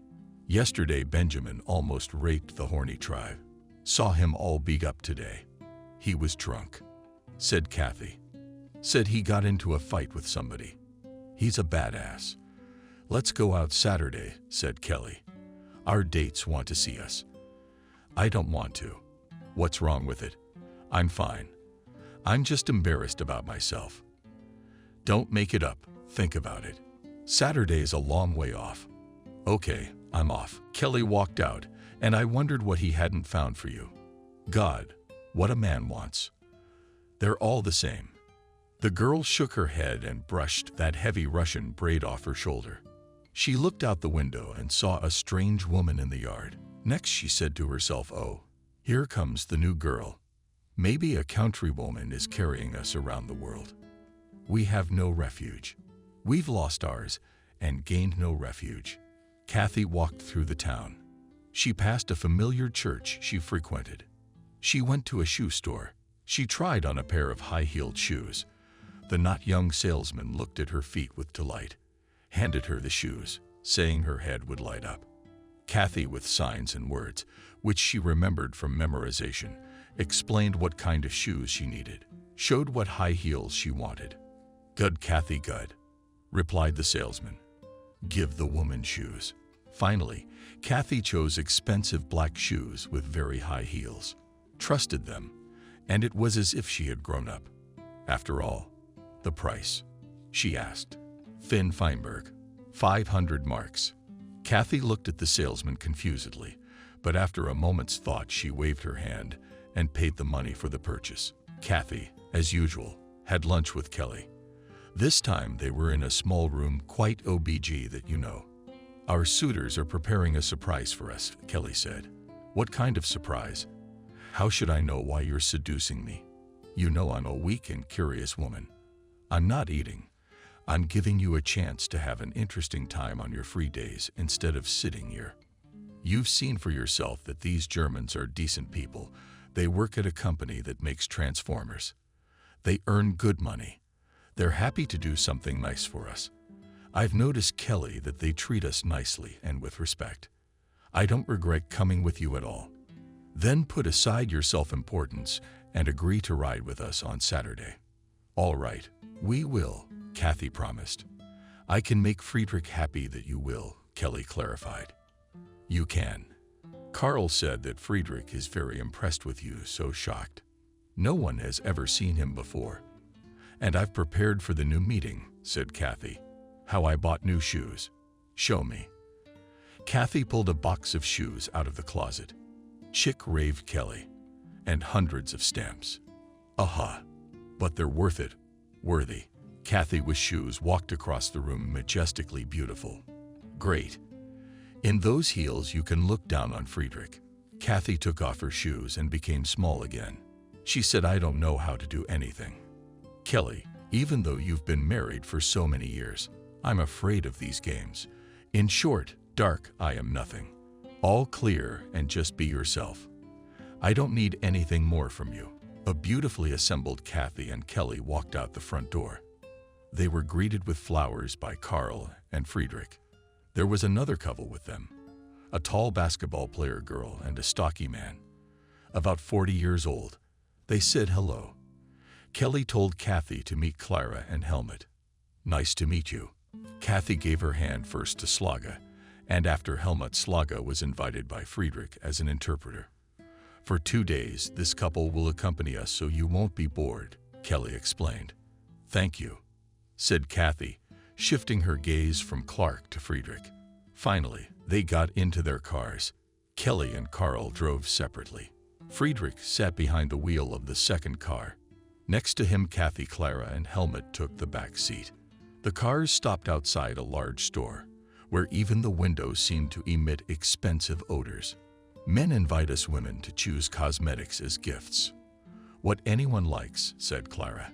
Thank you. But I don't need anything, replied Kathy. TZ Orbit? Asked Friedrich. Kathy, men want to make us feel good. There's nothing wrong with that. A normal sign of attention, which does not oblige to anything. Trying to indoctrinate her. I can't take the gift. I'm sorry, Clara, I'm so badly brought up. Okay, said Friedrich. Kathy shook her head.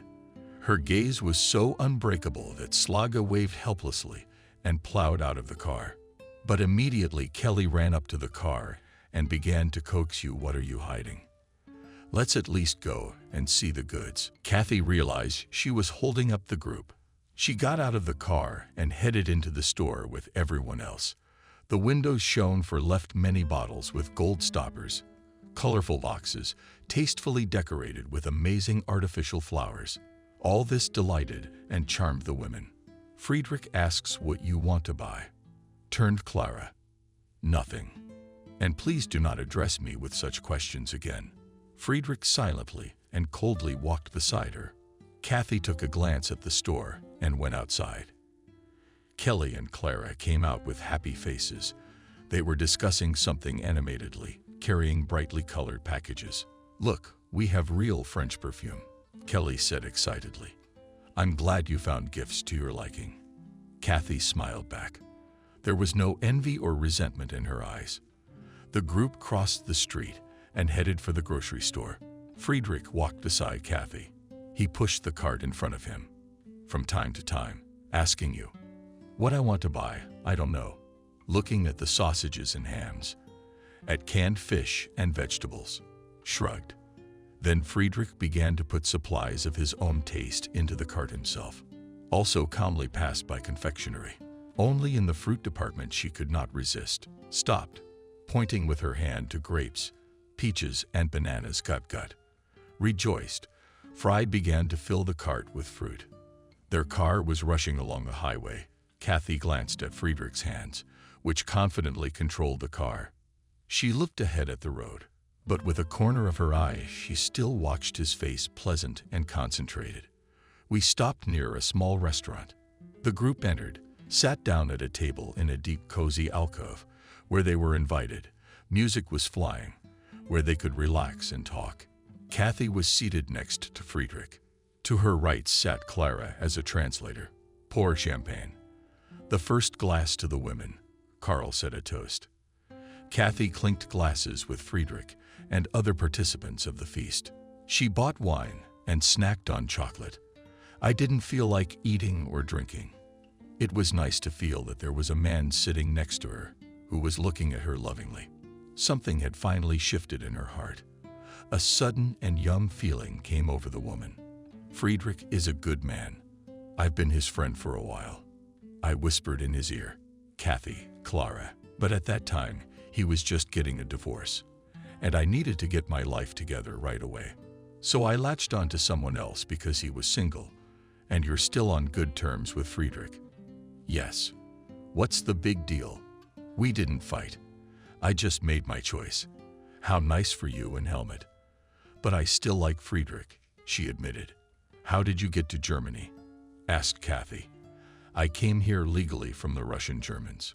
Carl announced a new toast to freedom. Friedrich asks what to drink, said Kathy. I have champagne. Answer and wine. I don't care. So why don't you get your wife a gin? What kind of gin? I don't drink. An ulcer. Friedrich was gentle and attentive. He made sure Kathy's plate was never empty. He put appetizers and salad on it. They hardly spoke at all. And when they had to ask something, they used the service of an interpreter. Friedrich is inviting us to his place, said Clara Kathy. And Kelly, she's going to Carl's. What should I tell Friedrich? You agree. And do you think I should go to him in indecision? Kathy asked. He has a lovely house. We can go to the mountains in the evening. It's so beautiful there now. Friedrich waited tensely for an answer. Kathy caught the rapturous gaze of all the men and agreed under the combined attention. I agree. Clara translated her answer, and everyone was satisfied. There was laughter. They raised their glasses again. Friedrich's house stood on a hill. At the edge of the settlement, a lantern was burning above the entrance. Clara and her companion went to the porch. Friedrich lingered by the car, which he had driven into the garage. Kathy wanted to look around, but it was already dark. She walked slowly up the steps and suddenly saw a firefly in the grass. He glowed firefly-like. Kathy exclaimed in surprise. At that time, Friedrich caught up with her and stopped beside her, trying to understand what she was saying. The firefly is right there, she said. Friedrich laughed, and that carefree laugh of his seemed to bring Kathy closer to his soul. Without words, they could understand each other together and rejoice at such a small event. What do you have there? Maybe a treasure dug up? Asked Clara. Firefly is here, said Kathy. Did you find something to be happy about? Slaga replied indifferently. Friedrich's house was large and cozy, and the furniture was so rationally chosen that there didn't seem to be a single superfluous thing. On the walls hung several landscapes. Russia, said the host, pointing to a painting and explaining something to Clara. This painting Friedrich bought from a Russian artist, the translator reported. The painting showed a swamp with cats, frozen trees axe over a shiny black eye. From native landscape, the native landscape made my soul warm. There is a telescope in the same room. Kathy wondered, can I see it? I've never seen the sky through a telescope. Friedrich understood without an interpreter what his guest was asking. Beat, beat, beat, beat, he said. Thank you, replied Kathy. Through the telescope, she saw many lights on the black velvet, and the sky shiny and mysterious. It was as if the stars had gotten closer, magnified, shone brighter. They called to her and promised happiness. Friedrich invited the guests to the table, but everyone was full, so they drank only light wine. Kathy again felt Helmut's insistent gaze on him. She lowered her eyes. The host said something to Helmut. Clara translated. Friedrich asked Helmut not to look at you with such lust. Kathy smiled gratefully at Friedrich. It was the appreciation towards her master that she now felt. His tact and restraint impressed her. Helmut turned on the tape recorder, inviting Clara to dance. It was an old, slow tango. Friedrich bowed his head in a bow to Kathy. She put her hand on his shoulder, and he led her so easily, as if they had danced together all their lives. She thought involuntarily that if someone had led me like that in my life, how well I would live. When the music stopped, she looked at the clock and was surprised that it was already 0 o'clock and time was flying.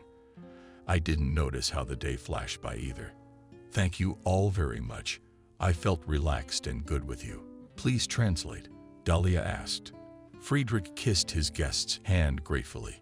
Helmut and Delia stayed the night on the first floor, and Friedrich took Kathy upstairs to a bedroom with a wide bed. Populated with a pale pink bedspread, the curtains on the windows were of the same fabric, as if Frau had said Friedrich should good. What does he thank me for? What does he praise me for? Wondered mentally Kathy, feeling an unusual warmth in her chest that developed throughout her body. She answered the jar. Thank you. Friedrich smiled. Hiding the tension, he asked something he shouldn't have voiced out loud. Kathy was silent, looking into his eyes, trying to understand his feelings and translating the words she heard from the German, "We will sleep together." Then she answered unnaturally, stretching her arms out to her father in return. Together, and Friedrich's eyes lit up too lighter behind the face shone Danko meine Frau. He exhaled, embracing her for the first time, and kissed her on the lips. Kathy, for shy, hid her face. Friedrich released her from his arms, looking at her hesitantly. No, I'm not judging. It's okay.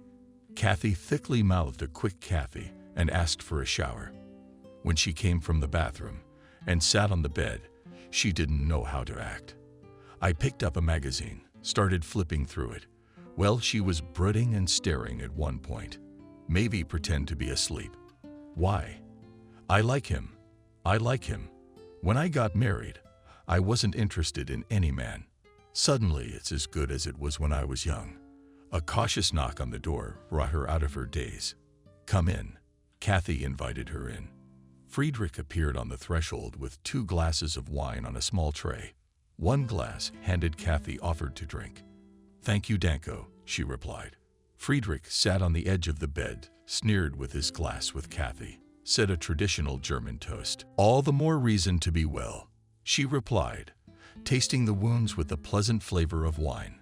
Very good. Thank you. Thank you then.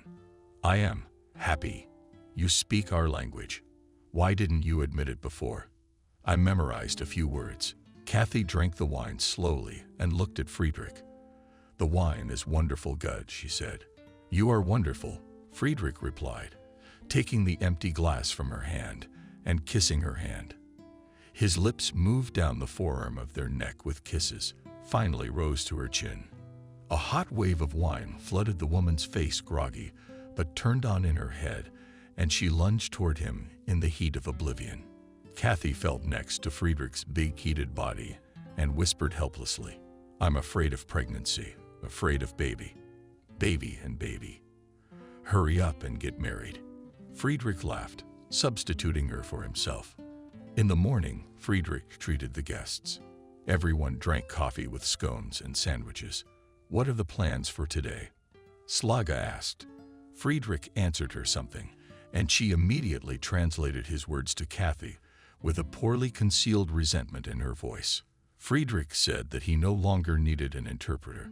He speaks a little of our language, we understand each other, Kathy replied. I've never heard him say a word. The interpreter was surprised. He learned Russian at school. He must have spoken out of love. Clara replied jealously. Miracles, indeed. The car raced along the winding mountain road. As it climbed up, Kathy looked over the green mountain slopes, then looked happily at Friedrich. He, too, would turn his head to her for a moment now, and then cast a brief amorous glance, and drove the car farther to feel him closer.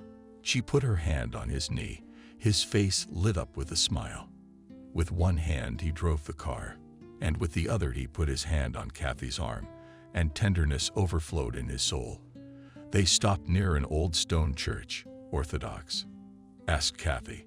I answered Friedrich. They entered the cool semi-darkness of the church. Small candles were burning at the icon of the Mother of God. It was empty and quiet, as if this temple with its solemn silence existed only for them. It would be good to get married in this temple. Suddenly thought Kathy, I am married, but not married. The car circled again along the winding mountain road. The marvelous scenery was changing rapidly. Every bush and tree was in bloom. These were the days of general blooming.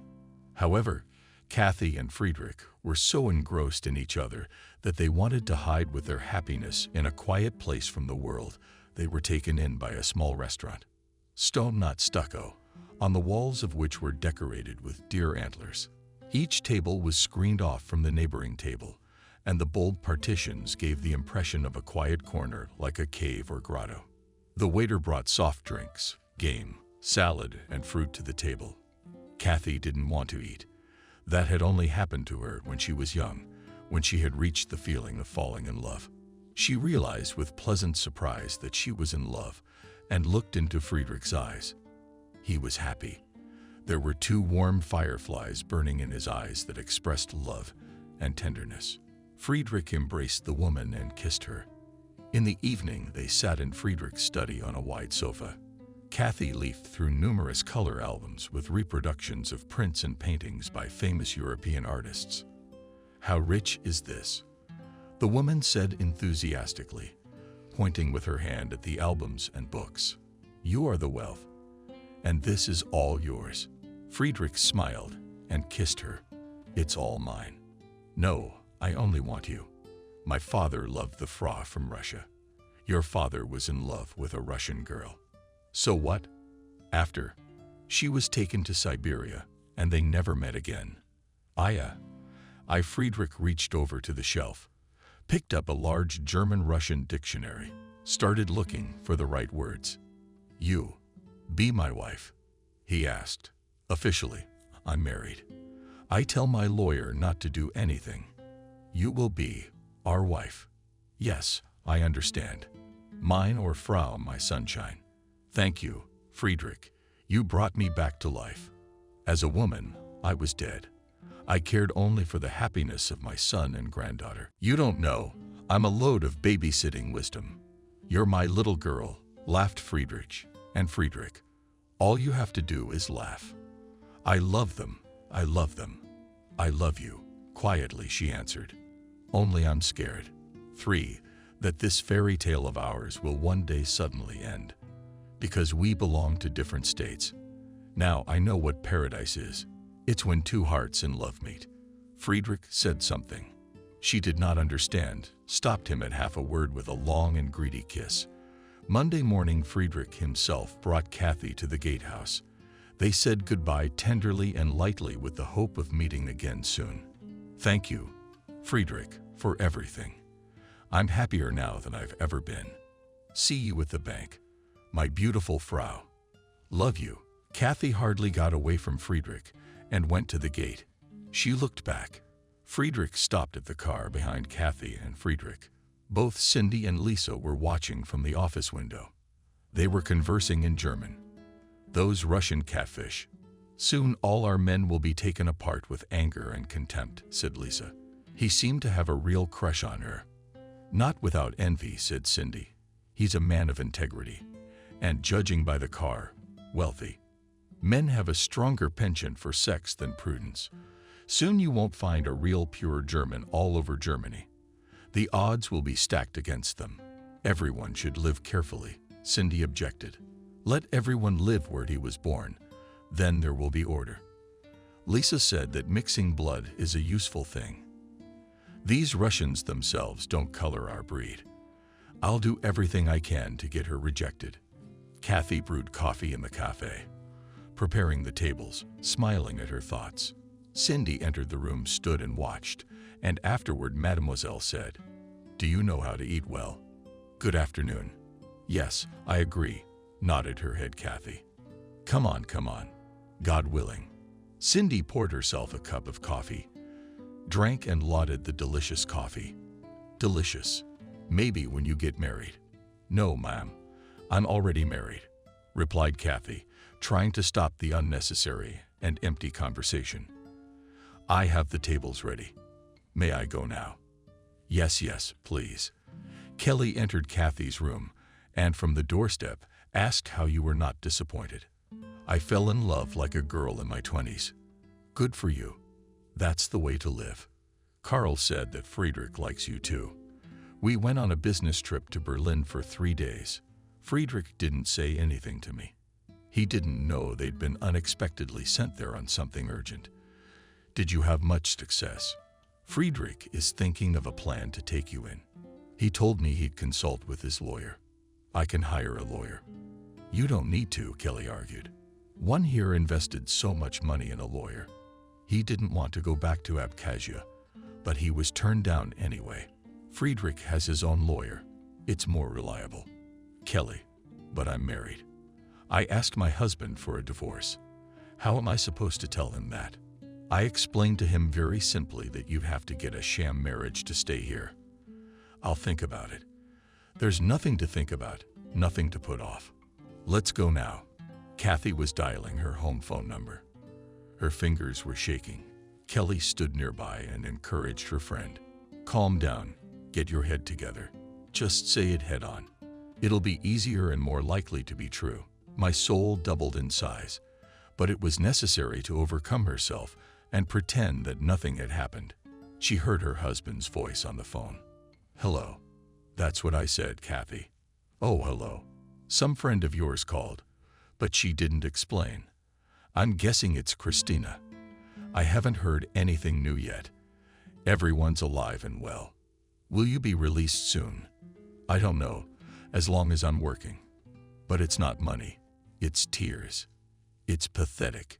You know Cole. In order for me to stay here, I'll have to enter into a fake marriage with a German." "Where will you get a German?" "My acquaintances marry for a small fee. She promised to arrange a fake marriage for me." "You won't mind.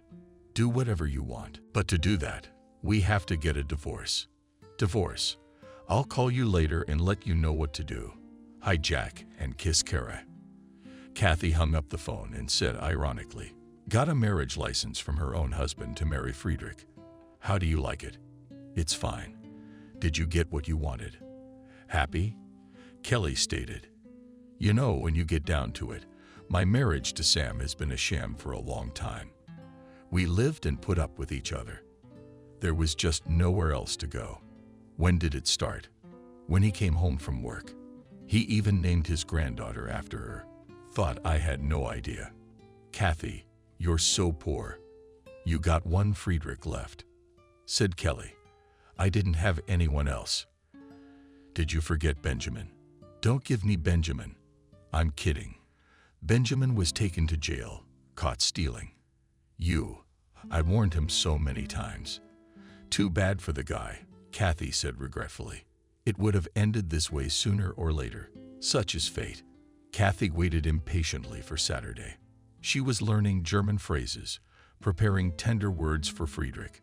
Every spare minute she gave to this occupation. There was a knock at the door.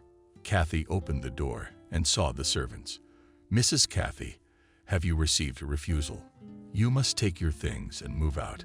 Kathy looked confused, not wanting to believe what she was hearing. "Go where?" she asked.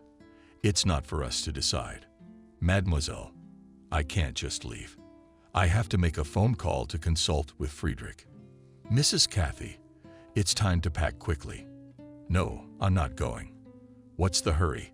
Quickly, come on, or the policeman might arrest you." Cindy was in a hurry, and Kathy began to pack her things in doom. The police van took a long time to get there. When it crossed the border into Holland, Kathy realized I was being taken to the country where I had a visa. From there, I must return home. How could I warn Friedrich? Only happiness began to smile on me. How did everything suddenly come to an end? The minibus stopped outside a two-story building. The policeman who accompanied Kathy led her to an official's office. An interpreter was called, who informed her, if you don't have money for a ticket, we can deport you. I'll buy the ticket myself. You are alone in a foreign country. We'd like to make your temporary life easier. There's a women's charity organization here in town that helps people like you. We can introduce you to a representative. They'd be very grateful. The interpreter led Kathy into another room where a pleasant young woman sat at a table. I'd like you to meet Miranda. Kathy shook the woman's hand, gave her name. I invite, will you? My guest is smiling, said Miranda. The woman's eyes were sympathetic and eager to help. Kathy thanked her and felt lighter in her heart. Do you want to buy a plane ticket? Miranda asked. Yes, here's the money afterwards. What else would you like? I need to make a phone call in Germany. Please. Miranda slid the phone closer to Kathy and walked out. Kathy anxiously dialed Friedrich's home phone number. He wasn't home. The answering machine went off. She said a few simple phrases that she could leave unspoken. That she had been taken out. Asked him to write to her. Gave her address. At home, Miranda introduced Kathy to her twin son, Cinny, and a white-haired boy of about 7. That's my son, said the Dutch woman. The boys were playing with the computer. They nodded their heads in greeting and turned the monitor screen again, paying no attention to the strange aunt. Such random women must have gotten in here quite often. They walked around the rooms of well-groomed, womanly hands. Bright and cozy, Kathy praised enthusiastically. It's a terrific house. Very beautiful. You're a marvelous hostess. Is this your room? Said Miranda. Opens the door to a large room, and the bath is across the hall. Relax, dinner's coming soon. Thank you, Miranda. You're very kind. I thanked her sincerely. Left alone, Kathy went to the window, looked down at the neatly trimmed lawn, at the flower bed of roses, at the old tree under the window. Everything reeked of stability, calm, and harmony. For the first time in many years, I met a man I loved and needed. Why were we separated? I could run away to him. Yes, run away. But then I'd have to live illegally. Friedrich would get in trouble for me. You can't do that. The law is the law. You can't be guided by homeless impulses. I must return to my homeland. The homeland is like a mother who welcomes us, maimed and traitorous. If Friedrich loves me, we'll meet again. But now I am forbidden to visit Germany for 5 years. 5 years of days of loneliness. My God, we can meet in Russia. She walked across the room, went back to the window, looked sadly at the sky. Someone almighty was judging her fate and determining the share of happiness she deserved. Familiarize yourself, please. This is Thomas. My husband, said Miranda, introducing Kathy to the young man, athletic build. He was buying a ticket for departure. Tomorrow night. Thomas, show you the city. Thank you very much. I've brought you so much trouble. It's no trouble at all. Thomas doesn't know your language. He eats taciturn. I'm not very talkative either, thankfully, Kathy replied. The car drove her through the streets of beautiful and clean Amsterdam, and from the roofs of the old buildings, glass and concrete of modern neighborhoods coexisted in marvelous harmony and were a delight to the eye. Thomas was trapped. Only occasionally he would point his hand at some notable building. Kathy didn't always have time to realize where she should be looking, but the car kept going. The panorama outside the window was changing rapidly. I can see why they're fiddling with me, the woman thought. They are protecting themselves and their country from strangers and people who are not needed here. Every nation should take such care of its homeland. The Dutch are also willing to share kindness with people from other countries. This kindness does not humiliate or hurt me. They understand, forgive, and help. This is what can be called humanity. The airplane accelerated on the runway and rose into the evening sky, covered in clouds. Kathy looked down. The city hung with many lights. There remained Miranda Thomas, and their two blew their sons. They were just a random episode in her life somewhere, Friedrich. What about after the plane rose above the clouds that covered the ground like huge snowdrifts? Kathy looked out the porthole and thought the clouds looked very heavy and solid. But that's a deception. They are as ephemeral as our hopes. In a few months I had lived another life, and suddenly it was over like a dream. The woman tiredly closed her eyes. She must have fallen asleep when she looked out the porthole again, saw her native expanse. The heart fell into place. When she arrived, she divorced her husband and even inherited her mother's apartment. That is, strange women on board the airplane who hysterically screamed at the entire cabin that the stewardess almost killed her and instead of a photo card saw a knife. It turned out that the mother was in treatment for a long time. Then she came out to Kathy when she was in Germany and managed to write off her inheritance. Kathy even went to the cemetery, took the same picture to the grave in the cemetery. It started here and ended here. One day she heard a persistent knock on the door. Her heart hammered in anxious, joyful anticipation.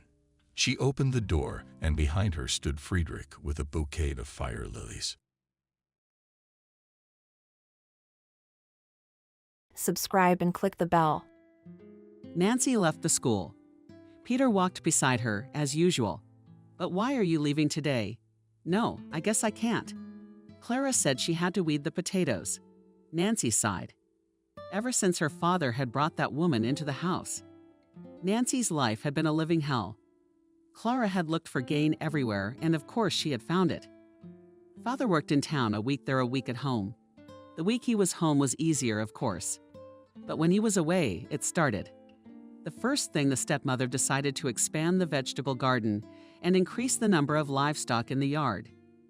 Dad supported all her ideas, and Clara said, "As soon as the farm starts to bring profit, you can quit this job and work at home." "It would be good, Clara. I miss you and my daughter." The woman was pleased. She smiled. While Daddy was away, all the hard work was on Nancy's shoulders, but she didn't complain.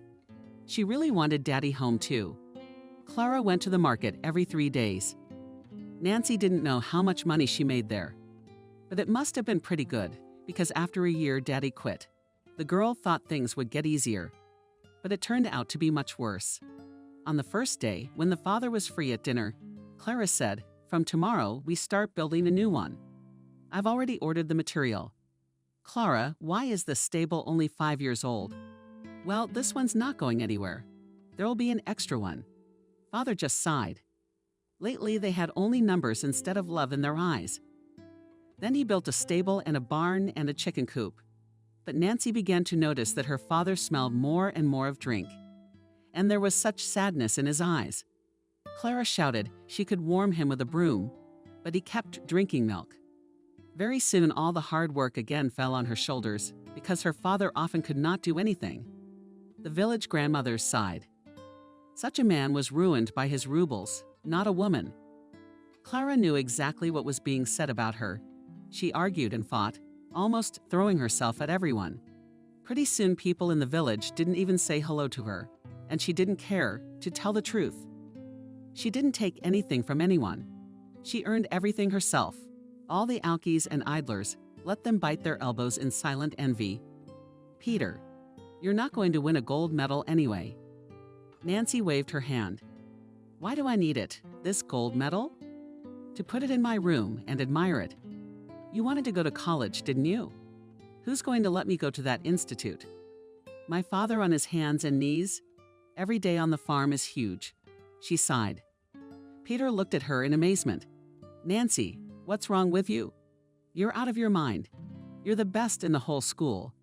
"You wanted to be. How could I?" Nancy looked up at the sky. "It's okay. I'll get over it. Most people do. They get married, have kids, take care of the household. It's a different time. Peter, leave me alone. It is better to tell your grandfather how normal limping and a little so good." Nancy smiled. A week ago, a terrible event shook the village. It had long been said that the wolves were coming too close to the village, they said. But it's no use. They had a forester. If you could catch him sober once a week. They hoped that nothing terrible would happen. They were wrong. One night, the wolves swarmed the neighbor's fence and tried to take the dog off the chain. The owner jumped out. Neighbors. And Peter's grandfather, who is 100 years old. One didn't hesitate. Immediately grabbed the barrel from the wall. Yes, also in the yard to grab who grabbed? But only age gave its own way. The grandfather got confused and swung at the wolf in his leg. It's good that it only hit the soft part. But the rumble scared the wolves too. As they say, it was both a laugh and a sin. The grandfathers treated the whole village.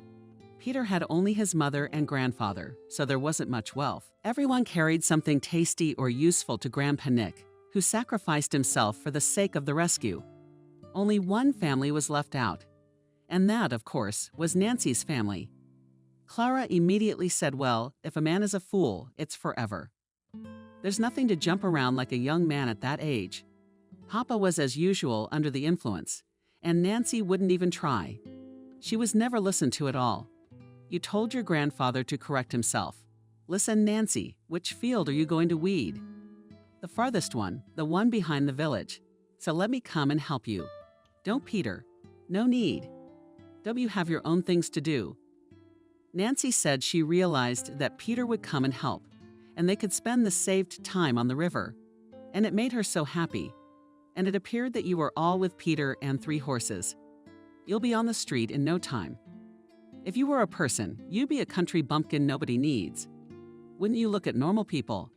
Nancy didn't even pay attention. That's how her stepmother always greeted her.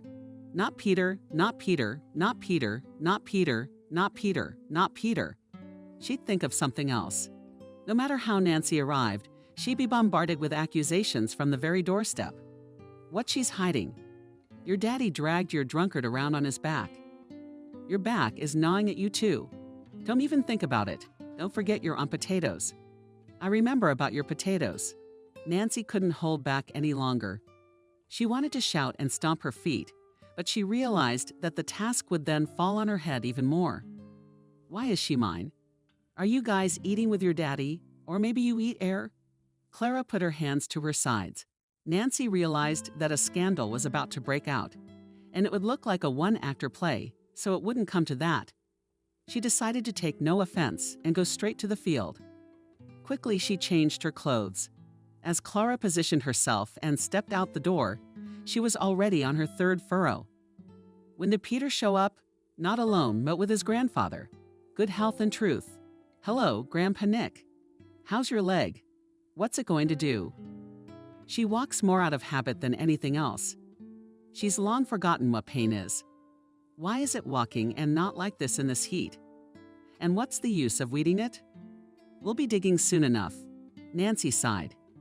Grandfather grinned into his mustache. He was a wise, kind man. I know, don't say anything. Yours in the store is already scandalized by the wrong color of sugar. She needs yellow, and the store is white. Peter laughed. What's the difference? I thought yellow was bad. Well, I don't know. It is kind of considered to be sweeter.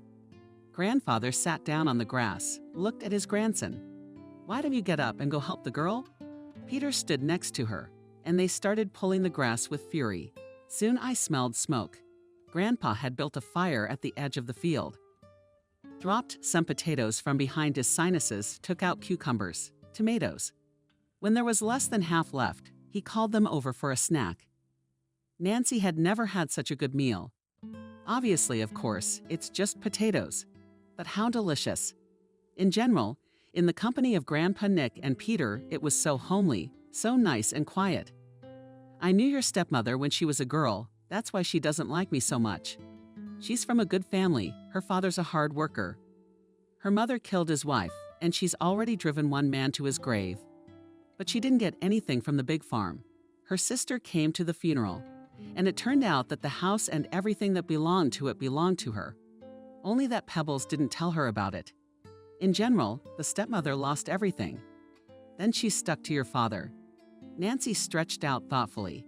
I wonder if Dad knows about it. Is Dad so in love with Clara that he doesn't notice? Yeah, there was a time when they were dating. Didn't anyone say anything to him? I can't help you there. I haven't seen your father in a while. And if I do, he's in no condition to talk. He drinks a lot. He drinks a lot. This guy was drinking at her place. Nancy at night, when she was already asleep, decided that as soon as she finished school, she'd go somewhere and take her father with her. He'd quit drinking. She'd talk him into it, and they'd get along. They'll be fine. And this one's got to run this place by herself. And winter was a little easier. Didn't have to be in the field, didn't have to be in the bed. Nancy even went for a walk once in a while. Peter, like a faithful guardian, was always there. To be honest, sometimes I'd like to be without him. But somewhere he'd take offense. In general, Nancy had more and more often thought that she should just marry well. Molly is only 2 years older than Nancy, and she got married in the next big village. Her husband, though older, treats her like a porcelain doll. Molly's mother told me that he takes her to school in the city by car and takes her back.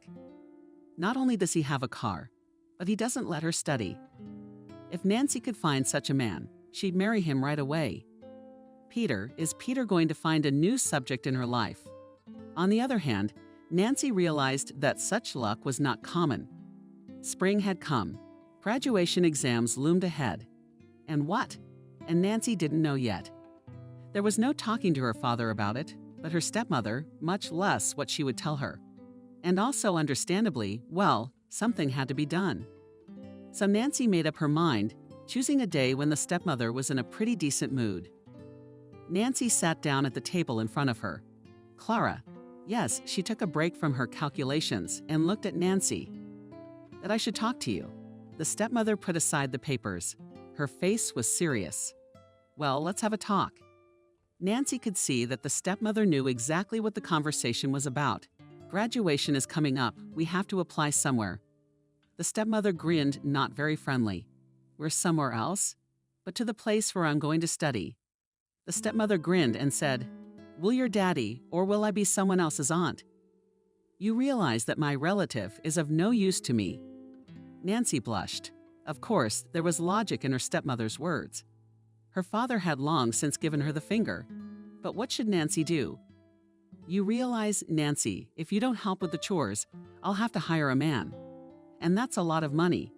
So, no matter how hard I try, I can't give you any money. Anyway, if you're washing your hands of it, there's no reason for you to come here. So if you decide to go to school, I'll sell my family. You can forget it. Nancy almost cried. She'd been expecting something like that. But it was still a shame. But everybody goes to school. You're not everybody.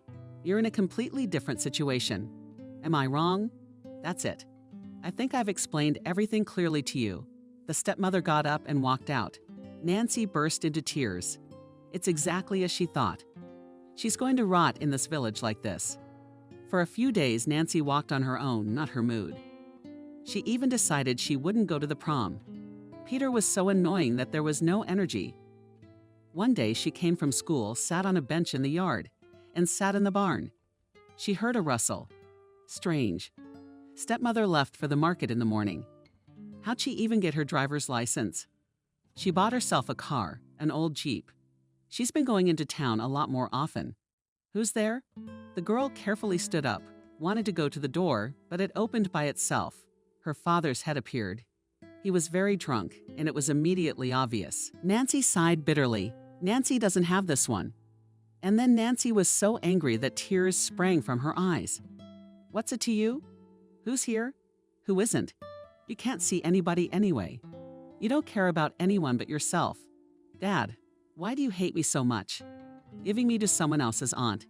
You're the one who's watering your eyes. Nancy, what are you talking about? What's the matter? I don't know what you're talking about. What am I saying? You know that everyone will go to school after high school.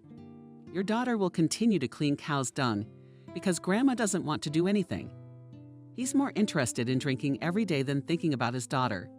Nancy, wait, and don't cry. But the girl had already run into the house. Kevin sat down on the bench where his daughter had just sat and stared at himself. What a headache from all sorts of thoughts. The man raised his head and saw Grandfather Nick at the gate. Healthy. Grandpa's sick. I don't understand anything. Things are happening at home. Kevin waved his hand. No, she's gone to town. Grandpa Nick went into the yard, sat down next to her. What are you doing, Kevin? Peter says your girl won't let you go to school. Why not? But it's not for 1 year. You have to support her. Don't we have money? Maybe yours does. But I don't think you do. So what's the deal? Kevin lowered his head. He'd been tempted to come out of the barn just now.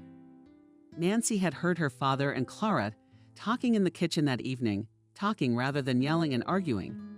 It was very strange because in the last couple years, normally they hadn't communicated at all.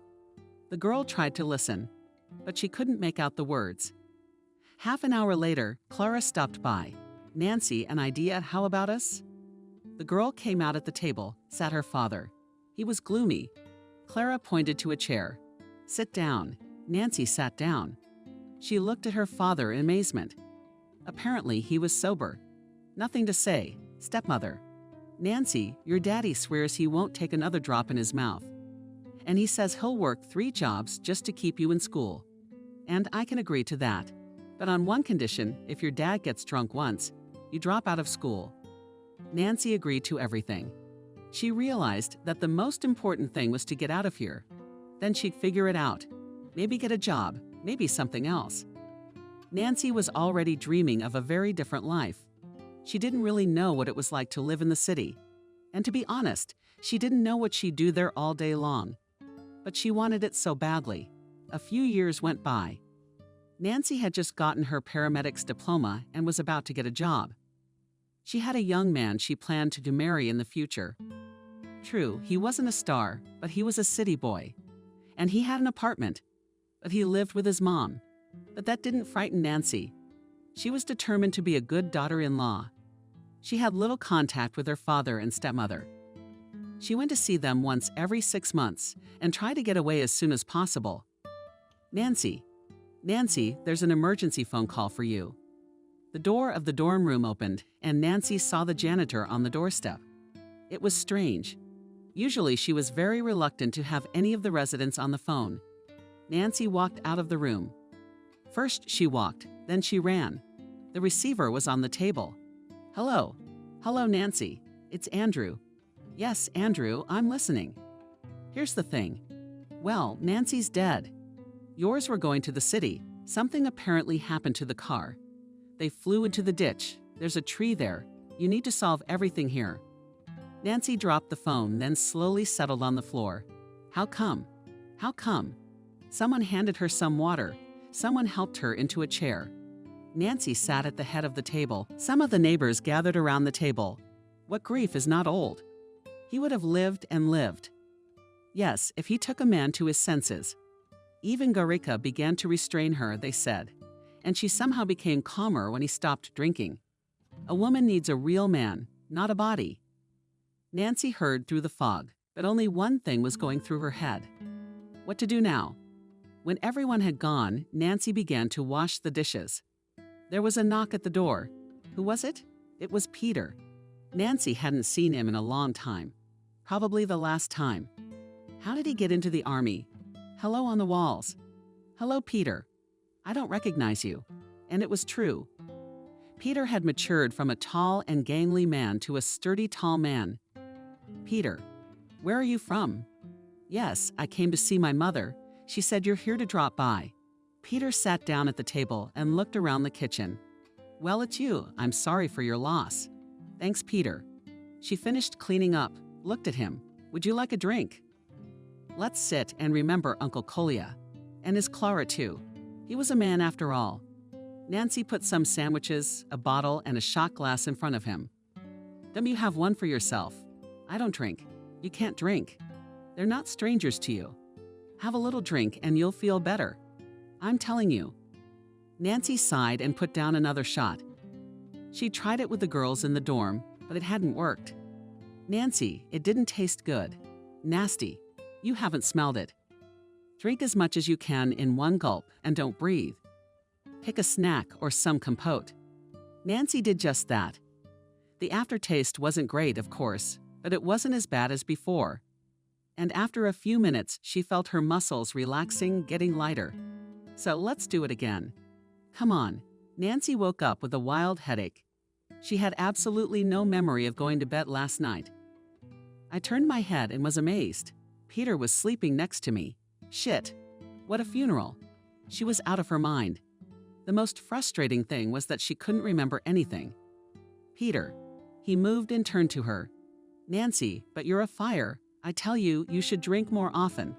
Peter, get out. Now before the village gets up and you what? I'm an adult. Go away. I'm begging you.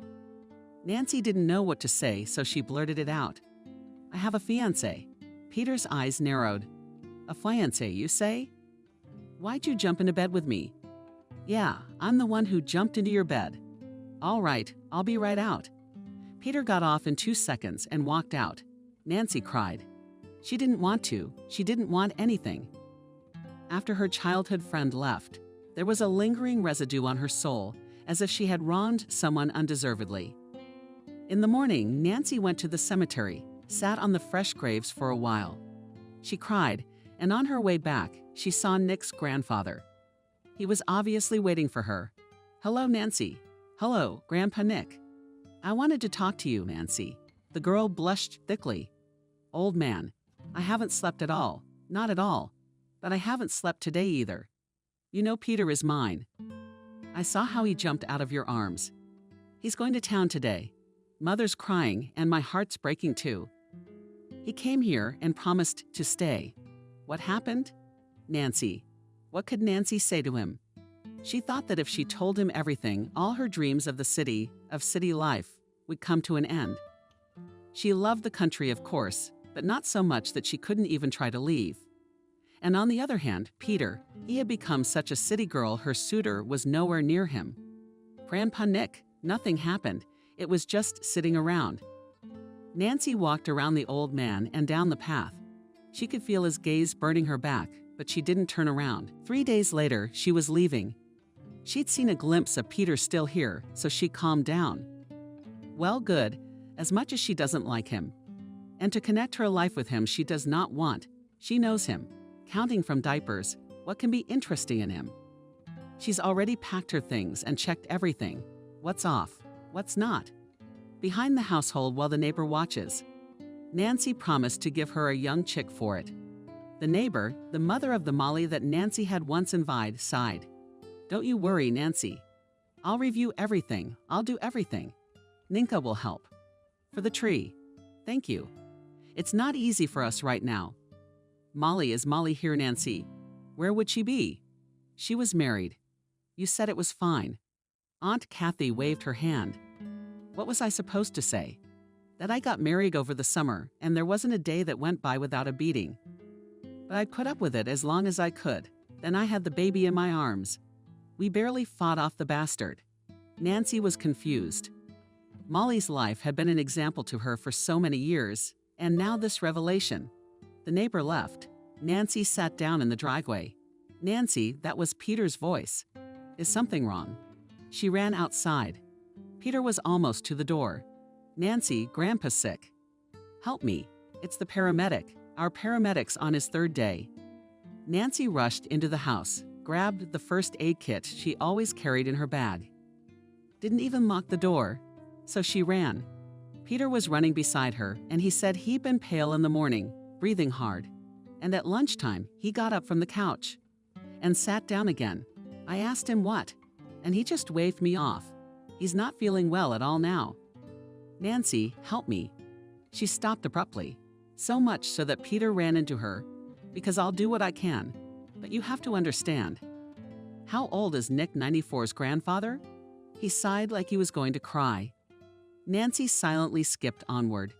Grandfather was very ill indeed. He was lying on the sofa and breathing with difficulty. Nancy immediately realized that he had a heart attack. She crouched down beside him and rummaged through the medicine cabinet. An hour later, he was feeling much better. Grandpa Nick, do you need to go to the hospital? I'm not going anywhere. That's all I need.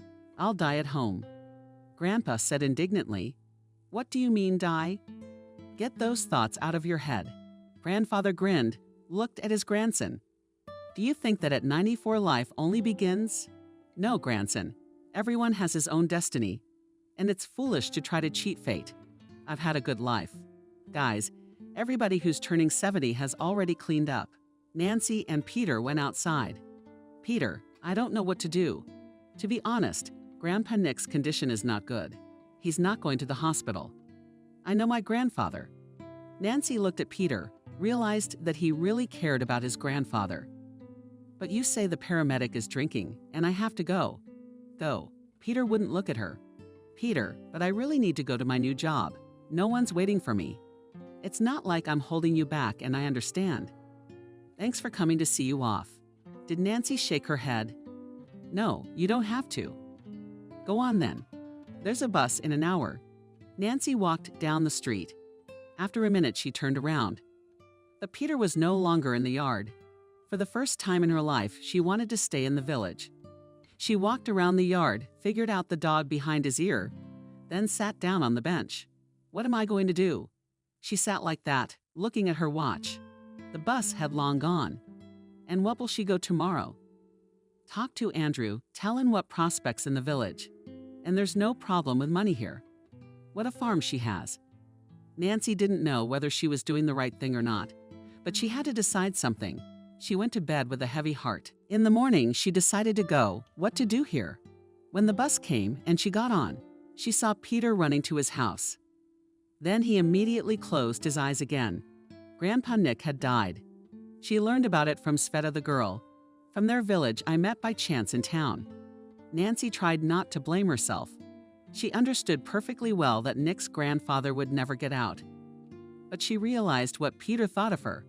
A week later, she went to Andrew. Strange that he hadn't shown up in the meantime. His mom opened the door. Nancy hadn't seen her yet, and to be honest, she kind of scared her right off. Hello, Andrew's home. Who are you? Not Nancy. Nancy. The girl tried to smile. You shouldn't come here anymore, Nancy. Andrew met a nice city girl. Well-mannered. She was taken aback. What do you mean, met? He knew I was going to the funeral. But he knew what? Tell me what you can give to your family. You don't have a job yet. No parents to help now. Nancy even began to gasp for air at such accusations, then spoke out. Well, yes, I guess it's nothing you dream of, is it? But only if the house I've got is worth more than your apartment or the farm, for which I got a very large sum. But you don't care about that now, do you? Goodbye. She ran downstairs. Tears rolled from her eyes. The steps merged into one. That same day, Nancy threw all her things into a suitcase and left for the village. Yes, fuck it all. People live in the village, especially with her profession. In the evening, someone knocked quietly on the door. Yes, there was Andrew. Hello, Nancy. She threw herself on the back of a chair and looked at him with interest. God, what did she see in him? He was a skinny, long guy with glasses. Pale hands, pale forehead, sweating all the time. She's like her mom said, you're letting out a rich bride. Why would you do that? I just missed you. I missed you. That's good. I said some things to your mom in there. It's okay. My mom's not a very good character. You'll have to forgive her for not talking to her so nicely the whole time they knew each other. Nancy suddenly burst into tears. It's a shame. Is she so ugly that you can love her for her inheritance? Andrew, you see, what's the matter? Nancy looked at Andrew, who was sitting on her bed, and grinned. You're a very good man. Do I need you that much? I inherited a lot of debt. Andrew from the villages. What debts? Nancy's getting a little carried away. What kind of debts? Strange. That's strange. Andrew, it's nothing. I just remembered I have to go somewhere urgently. I'll meet you tomorrow. He quickly sneezed on those slits and vanished. There's no other name for it because Andrew never stonked. In fact, he looked more like a ghost. Nancy threw herself on the bed and burst into tears at what was wrong with her. What? She'd gotten a pretty good education, so she fell asleep and thought. In the morning, I packed all my things. She got on the bus. She went out and looked around. But isn't it beautiful? At the edge of the village, construction was boiling. She heard they were building a new club. It will be called the House of Culture. You can live anywhere, and the saying, where you're born, there you are. You shouldn't forget it at all. She entered her yard and left the yard with new eyes. That's good. There's the house. I haven't seen Peter. Nancy. She'd walked by their house a few times on purpose, but he either didn't see it or didn't want to come out. Probably the latter. It's all right, he'll get over it. He'll understand, and they'll make up. Nancy realized more and more every day that she wanted to be with him, wanted to live together, to have children together. 2 weeks passed. During that time, Nancy sold most of the farm, keeping some for herself, of course. She also became very good friends with Molly. They hadn't talked much before because Molly was older. Nancy didn't recognize her at first. Skinny, kind of brooding, but then she got over it. They got to talking. One night when they were having tea, Molly asked Nancy, "What do you think of the job?" "I don't know. I'll have to go to the headmaster, see what he suggests, or the nurse's station." "There's a paramedic." Molly laughed too. "What kind of paramedic is he?" "Well, you know, it's embarrassing to put a man down like that. Stop thinking about people. They're alcoholics about it." All night Nancy thought about it. It's true, nobody thinks about her. Why should she? Especially since Molly's right not to. In the morning, she picked up her papers and headed for the office. Andrew used to be called chairman, but now he's a director. What difference does it make, really? He was the one who dealt with all matters in the village. "Oh, Nancy, they told me you were back, and I thought it was for good. Or is it business?" "Business, Andrew. It's about the principal's job. Rubbing my hands together. So you're back for good, not running away." "Yeah, it's not in the plans yet." He looked at her real hard. "See, I'm gonna hire you now. You later. Come on, Andrew. I'm not 18, I said I'll be here." After an hour of negotiation, when the acting paramedic was called in and sprayed around with fumes of booze, he thanked her profusely for getting rid of such a responsibility. Nancy received the keys to the nurse's station in her hands. She stared at them in amazement, but she was a real person now. Straight from the office, she went to the nurse's station. The grass is higher than the fence. The path is narrow to the door. Yeah, the old paramedic didn't bother much. Nancy's had enough and rolled up his sleeves. Now she can do what she really needs to do. No one showed up at the nurse's station. At least 2 weeks. Dust lay everywhere. The few instruments that had been messed with piled on a table. An hour or two later, the door opened and Nancy heard Molly's voice. "Nancy, are you here?" Nancy looked out here. "Where else would I be?" Molly laughed. "Oh, I can't. Have you seen yourself?" Nancy wiped the streaks on her cheek, fixed her hair, which immediately jumped back into free flight. "Come on, neighbor, help me out instead of laughing. It's a two-handed job." The work went faster. By evening, the insides of the medical center were shining and glistening. They walked out. Nancy sighed tiredly.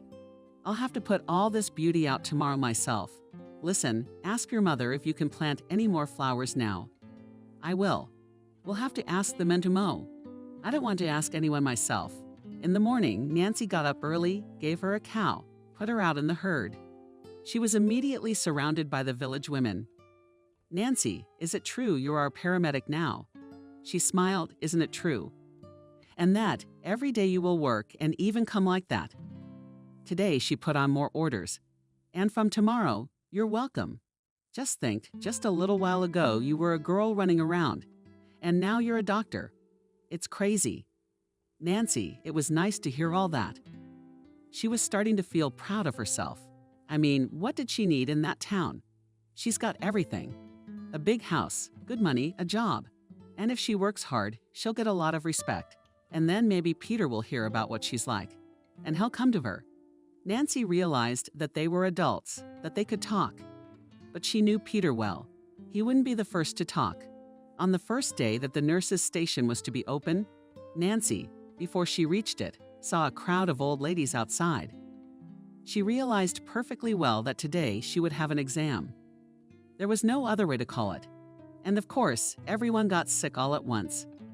Molly, who was walking next to her, she was taking her daughter to kindergarten when she whistled. "Well, friend, you can't get it all sorted out by tomorrow." Nancy smiled. "It's okay, I can handle it." By lunchtime, the line had visibly settled down. Nancy could feel her stomach rumbling. Her patient heard it. When did the appointment end? She came out and said, "Taxi." Our doctor's tummy's already rumbling.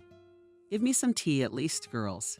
Everyone agreed without complaint, for which Nancy was very grateful to him. Half an hour later, she looked out into the corridor a little more rested and cheerful. Who was next for health? By evening, all the old ladies went home satisfied. The director dropped by and asked if he needed anything. Nancy, with a nice smile, handed him the list and added that it was very urgent. The principal looked perplexed at the double sheet, which had been and written off on all sides. What is all this stuff anyway? Yup, everything, nothing could be left out. He scratched the back of his head. Didn't I overreact by putting you in Peter's place? Nancy remained silent. Andrew sighed and walked out. She never saw Peter again. Then Molly told her he was working on some city job, felling timber into plots. He only comes home on Saturday to pray, sleep, and then go back to the woods. But not the same ones at his house. It's been 2 months since Nancy started work. The grandmothers were happy. That's the main thing. At that age, they don't want medicine so much as attention. Of course, there have been younger people who've come in. Nancy had 2 of them rushed to the hospital. One man with appendicitis, the other with kidney pain. I mean, Nancy couldn't be 100% sure without tests. But it looked a lot like stones. As it turns out, she wasn't wrong. The hospital said a couple more days, and there'd be no one left to treat. It was the end of a normal workday. The weather was bad outside, so there weren't many patients today. Nancy was just about to close the medicine safe when the door slammed, and someone yelled, "Doctor is doctor." Nancy jumped out of the office. Peter, Nancy almost fainted. Peter was in such a state. "Daughter here." One of the men looked at her fearfully. "Here on the couch." Peter was put on the couch. "Somebody get Frank. If he's sober, get him over here." The younger one nodded and ran out of the infirmary. Nancy, on the other hand, examined Peter several times on the head. Looks like the bones are intact. The wounds are superficial. His arm is hanging by a whip from his shoulder. Look, we need to avoid the city. If possible, the forest is the only place where our men can make money. If this gets out, we'll lose all our jobs. Are you crazy? A man can die. I understand. I'm saying if it's possible. Lucky for Nancy, Frank was sober. He walked briskly into the office. He glanced at Peter. "What do we do? Let's take it one step at a time. Let's start with the head." An hour later, Nancy put in the last stitch. Frank smiled approvingly. "Good job." Peter opened his eyes. Nancy, lying quietly still. He smiled again and closed his eyes. The arm turned out to be dislocated. Frank helped. Peter screamed and finally passed out. Nothing, just a little soreness, that's all. Peter's mother literally flew into the nurse's station. She threw herself at the man who asked not to send Peter to town, that he was satisfied. Sitting there, "You'd better fall through the ground, Gad." The man turned away from her clapping and said nothing. As Frank explained, he was the cheerleader. "Calm down, Vanessa. Like you don't know your son. He's the first to go everywhere." A woman looked in on her. "Nancy, don't worry. Everything will be fine. I'll be here with him till morning. I'll stay with you too. You don't have to. I'll be fine." Peter woke up in the middle of the night, looked around the nurse's station with a hazy gaze, stopped it on Nancy and Nancy sleeping at the table. Dropped off. "Peter, how are you feeling?" "Who knows? Not so good. You're very lucky. You only took the glancing blow to the head." "Yeah, lucky. So lucky." Peter was transported home in the morning. Vanessa, his mother, thanked Nancy for a long time. Then she said, "Nancy, you're coming." "Well, of course, I'll come back every day to change the bandages, treat them. Then the live ones have to come off." Nancy ran to Peter's house every day. Except the easier Peter got on him, the gloomier he looked. One day he said to Nancy, "You can go no more, Peter, you don't have to." She realized he wasn't talking at all about her looking after him as a doctor, but specifically about their relationship. Tears came to her eyes. "You're sure? I'm sure of it. You said yourself you wanted to marry a city man, so I'll stay out of the way." Nancy wanted to say something, but Peter beat her to it. "Anyway, I'm getting married soon. I got a fiancé. Nancy ran out of the house like a scalded man. All the way home, she ran and cried. She calmed down a little at home. It's just Peter freaking out. Anyone would freak out if they were him. Well, he'll calm down a little, and then they'll talk. Time passed. Peter didn't make any moves. Then she found out he'd gone into the woods again. Nancy was furious. Oh yeah, to hell with you. William's been after her for a long time. The boy from the neighboring village. She'll get Peter. A day later, William showed up with a chocolate bar. He sat in silence. Then he said tomorrow's a day off to the club. Some artists are coming. Why don't we go? He said he was hopelessly sure he'd be turned down. Shall we go? William jumped, didn't he? I'll pick you up at 6 o'clock tomorrow. All right then. Nancy felt absolutely nothing for William, not disgust, not sympathy. It was just the man and the man and the man. All that was on her mind was Peter. Had he really told her the truth? No way. He was just trying to annoy her. Nancy was sure of it. It was all right, Peter. She could be angry too. Of course, she knew perfectly well that it was all a kindergarten, but she couldn't help it. It wasn't nice to William. She didn't promise anything like that, though. He didn't say anything like that. He invited her to a club. She said yes. William knocked on the door. Minute to minute. Nancy wasn't quite ready yet. Yeah, come in. He went in, took a look around. It's quite a place. Even bigger on the inside than it was on the outside. Nancy laughed. That doesn't make sense. The house can't be bigger on the inside than it is on the outside. William smiled too and touched the big TV. Do you have a household too? I do. What's a village without a farm? A big one. No, a couple of piglets, a cow, and some small things. The man looked at her with admiration. How do you manage? Nancy laughed. What's a farm? Tears. We used to have a farm. You could drag your feet. You probably know that yourself. Know how. Are you sure? You're not from our village. William sighed. I am. My mom managed to give birth to me. 4 houses left. No road. So we'd sell the house and move somewhere closer. The man laughed. Who needs it in that remote area? It's almost 7 kilometers to work. Nancy sat down in front of him. But we have to do something. Go to Grigory Andreevich. William waved his hand. Went more than once. Do you know what he says to me? He says that in my family there is only one worker. It's not profitable to give a house. It's better to give a house to a family with several workers and children. Nancy shook her head. On the one hand, the director could be understood. But on the other hand, what should people do? Half an hour later, they walked towards the club. The crowd was apparently invisible. People from all the neighboring villages came to see the town's artists. She saw Peter. Her heart clenched, and Peter noticed her and immediately disappeared. Nancy turned her head for a long time, but she never saw where he had gone. It wasn't until they were already telling stories she noticed him. Peter came into the hall, holding some girl under his arm. Nancy was so cold. Wasn't he lying? He really does have a fiancé.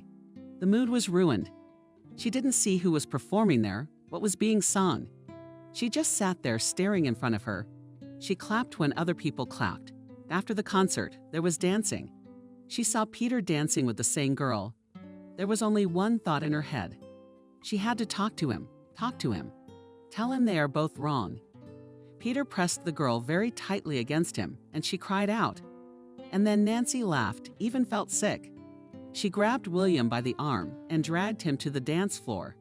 I can't dance. Nancy will learn. She clung to him and gradually moved closer to where Peter was dancing. He noticed her for a long look and then pressed his lips to that girl's lips.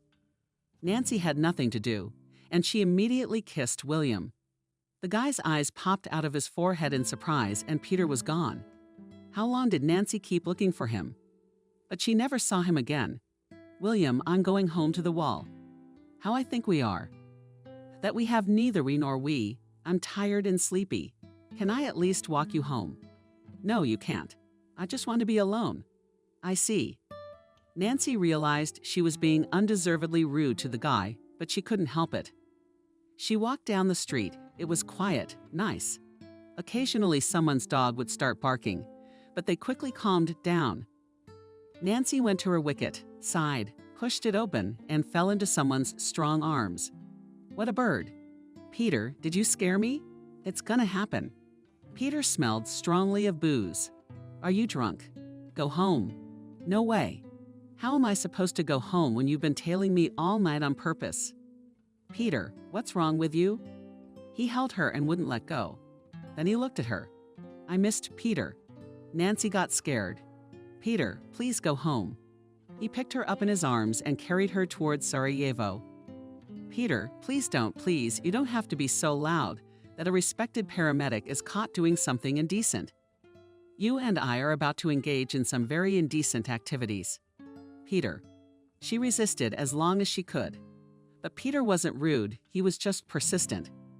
Toward morning, Peter silently got up and slipped out of the barn, but never said a word to her.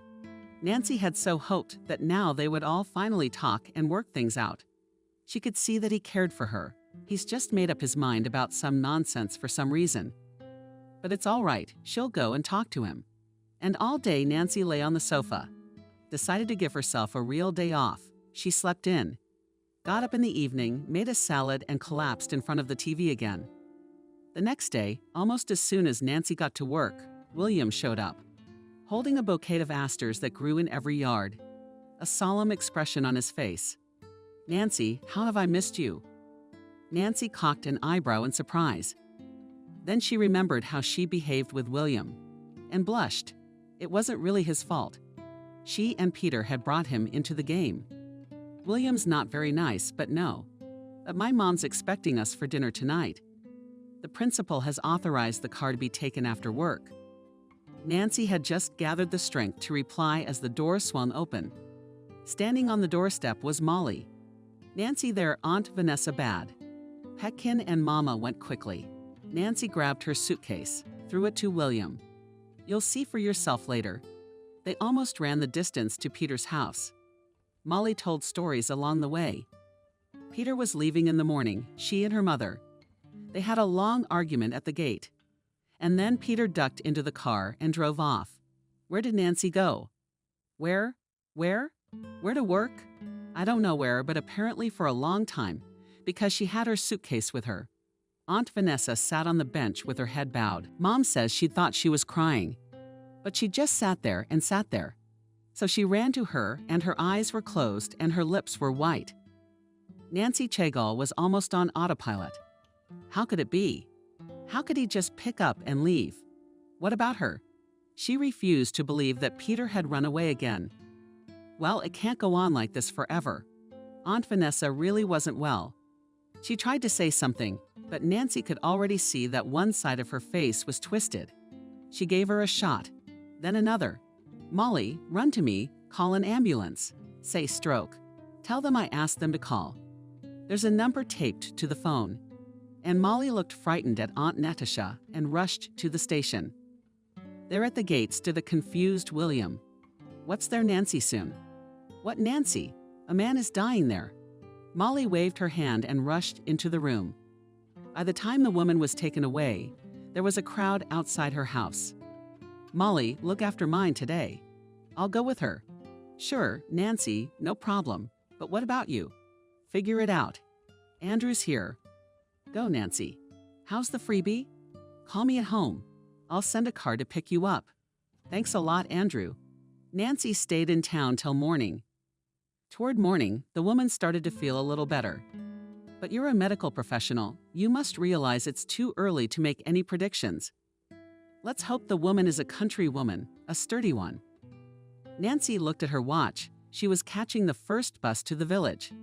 That would do it. At the same time on bus 1 and 3 will come again. The first person Nancy saw as she stepped down from the foot of the bus was. It was Andrew, the last person Nancy expected to see here at all. Nancy, I've been waiting for you for a hell of a long time. Andrew, what are you doing here anyway? But you're missing. So I figured, wait, you're supposed to be marrying a city girl who's no match for me. He wrinkled his nose crankily. Stop it. It doesn't suit you. The marriage didn't work out because, anyway, it doesn't matter. It's like you're not happy to see me. What should Andrew squint at? How fast have you changed? Andrew, what does it matter if I've changed or not? You have no business being here. She wanted to walk past, but Andrew walked beside her. Nancy, I get it. You're hurt. You're angry. All right, I agree with you. But I think we know each other well enough to overlook little things like arguments. Andrew, you really don't get it, do you? Nancy stopped. You can go back to your town in peace. Nancy, what? I think we'll at least talk. Are you giving me tea? No, I'm not giving you tea. Nancy, I'm having difficulties. And I don't need support both mentally and financially. Nancy squinted angrily. It's what they would go for you, Andrew, along with your mommy. Andrew stopped smiling too. He was just about to say something when a car stopped nearby. Nancy, trouble. She turned around. William got out of the car. William, it's just hooked up and it won't go away. William quickly stepped between her and Andrew. Young man, you don't understand. You were told to go where you were going. Andrew spat. You'll regret it. Looking for shelter. Andrew turned around and walked away. And Nancy even gasped with indignation. William turned to her. You're not a cow. You're very beautiful, Nancy. When we go to meet my mom. Jesus, William, you too. Nancy turned and rushed toward the house. William gave her a long look. 3 days later, Nancy went to the hospital again. Aunt Kathy brought some honey and a piece of homemade cheese. Say hello to Vanessa. Let her get well. Don't spoil herself. Okay, Aunt Kathy, I will. Nancy pushed open the door to the room and froze at her mother's bedside as Peter sat gently spoon-feeding her. Hello. He glanced at her briefly, nodded, and continued to feed the woman. Nancy walked over and laid out on the table everything she had brought. So how are you guys doing here?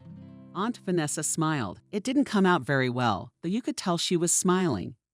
Kathy sent you a reply and said she was correcting you. More like a nod. Peter left the room. Nancy sat for a while and then scrambled out as well.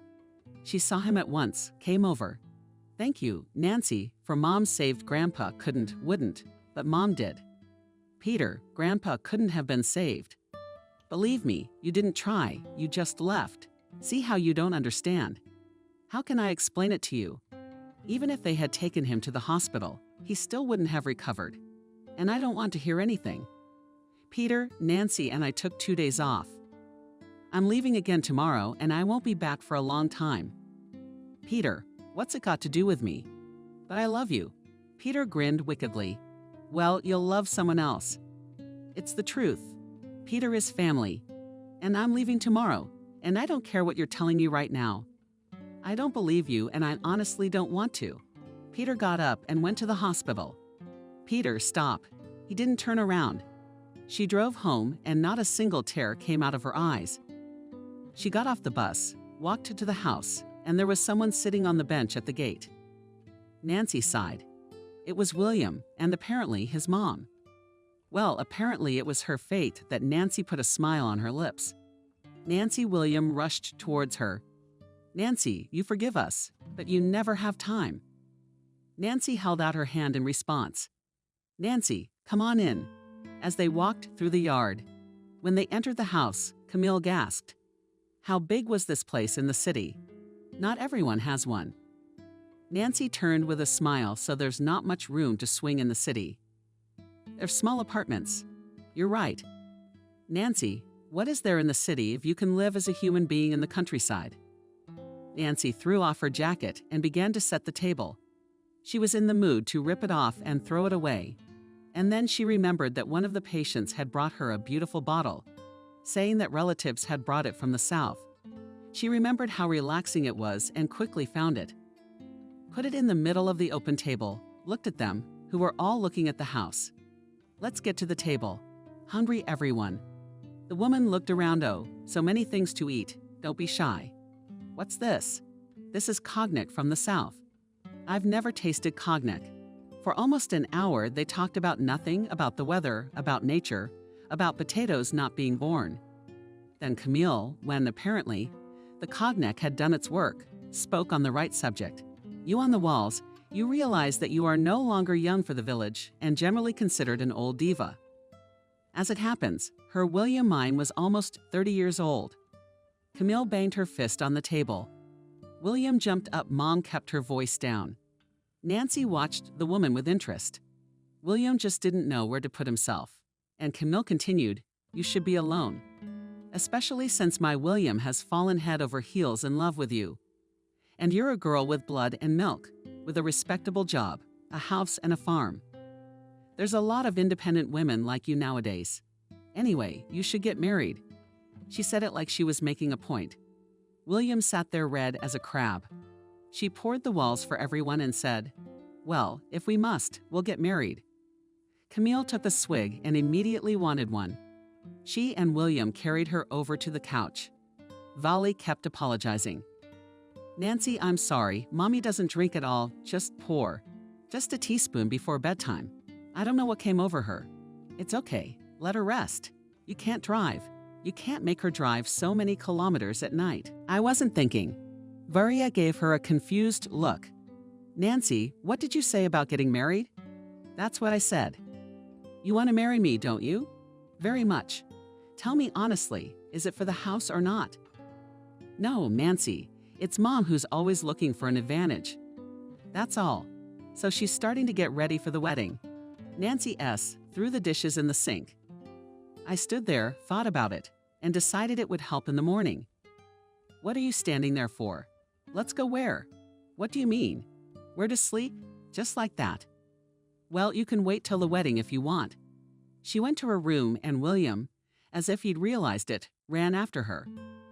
In fact, Nancy realized that she was doing it because of the resentment she felt toward Peter. But she said to herself, "It's all right, it's all right." Or so Peter told me quickly. Soon William showed up. Of course, even with his eyes closed, it was clear that it wasn't Peter. Vali turned away and drank, and she lay staring at the ceiling. The tears quietly flowed and flowed. In the morning, Nancy got up before everyone else. She quietly changed her mind. Dishes ready, put them away when she got dressed. Camille woke up as well. "Oh, Nancy, how come I slept through everything?" "Where are you going?" "To work for breakfast." "How are you getting home?" "Well, drop my keys off at the nurse's station." Well, whether it was on purpose or just a coincidence. But Camille showed up at the nurse's station just as it was getting crowded. Camille was sick. One of the old ladies came up to meet her, but you'd say she was sick. She brought the house keys to her future daughter-in-law. What daughter-in-law? Well, to which Nancy knows. "You're lying, so our Nancy can marry your William." "Why should I lie? You don't believe me?" And the keys to his secret Camille went to the door of the study. Opened it on the wall, took the keys. I checked everything, turned everything off. "Okay, Camille, thank you." The old woman closed the door and looked at everyone in the room. What's eaten and what's interesting about it? "My William is so bad. He's not fit to be Nancy's husband." The same old woman laughed. "No, why not bad? Not bad only or not very bad. But neither is your whole family." And Camille Evil flashed his eyes and headed for the exit at the door and stopped. He who laughs last laughs well and left. The old ladies whispered for a long time. One of them summed it up. "Well, if you are 28 to 29 years old, you will marry a goat." The old ladies nodded, but still some feeling that everything was wrong did not leave them. Almost a month passed. William visited her often, but not as often as her future mother-in-law. You could say she moved in with Nancy completely. Sometimes she could cook dinner, but more often she just relaxed and almost never did the dishes. Nancy didn't pay any attention to that. She paid no attention to anything at all, because she had other things on her mind right now, not happy thoughts at all. The fact was that Nancy was pregnant. She herself had only found this out a few days ago after doing some calculations. Nancy realized that the father was definitely not William. She breathed a sigh of relief. To be honest, she didn't want children with William just yet. But she immediately grabbed her head. What was she going to do now? The wedding was in 2 weeks, a wedding to William. A baby inside her with Peter. Nancy didn't know what to do. Didn't really want to be a single mother. Sure, it wasn't exactly ancient times now, but the baby would still have a hard time. If she canceled the wedding in the hope that Peter would come and recognize her child later, she could be embarrassed. Nancy lay awake for several nights and then decided to tell William everything. She couldn't lie to him like that. He's not lazy, but he's still human. We didn't get to talk until just before the wedding. Camille kept close to them, living according to the principle that where they were, there she was. And I was always trying to teach them something. William doesn't need to talk to you. Let's talk. He came home from work and lay in front of the TV. A very serious conversation. William turned off the TV, sat on the couch. Is something wrong? Yes, Nancy sighed. You see, before you, I dated a guy. So we broke up. Then you got married, things got crazy. A few days ago, William got tense. What? That he's back? No, it's worse. I don't see how it could be worse. Worse for you. Anyway, William, I'm pregnant. Not with you. But I'm not terminating the pregnancy. Nancy blurted it all out in one breath and winced at how relieved she felt. William was silent. She opened her eyes. He sat silent, arms lowered listlessly. What's it like now? I don't know, William. I've told you everything. It's up to you. She left the room and then heard the front door slam. Apparently, William had left. Nancy sighed.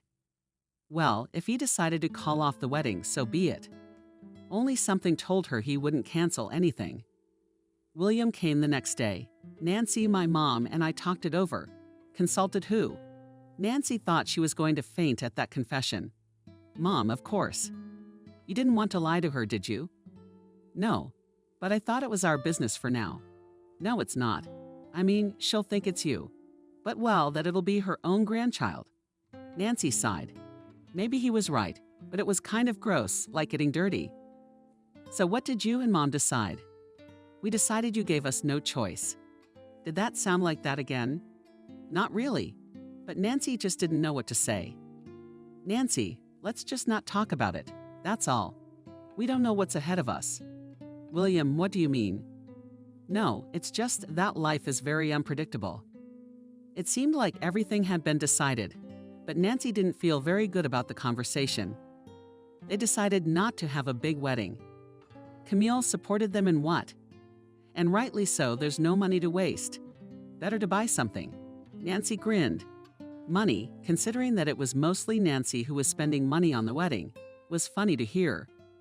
Of course, this was not at all how Nancy had envisioned the day from the wedding. It left the impression that they were just paying tribute to tradition. Nancy went back to work and William took a vacation. He said that first of all, he was tired, and secondly, they were obliged to give time off after the wedding.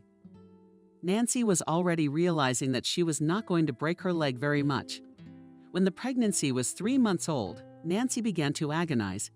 Yes, so much that just her soul was turned inside out.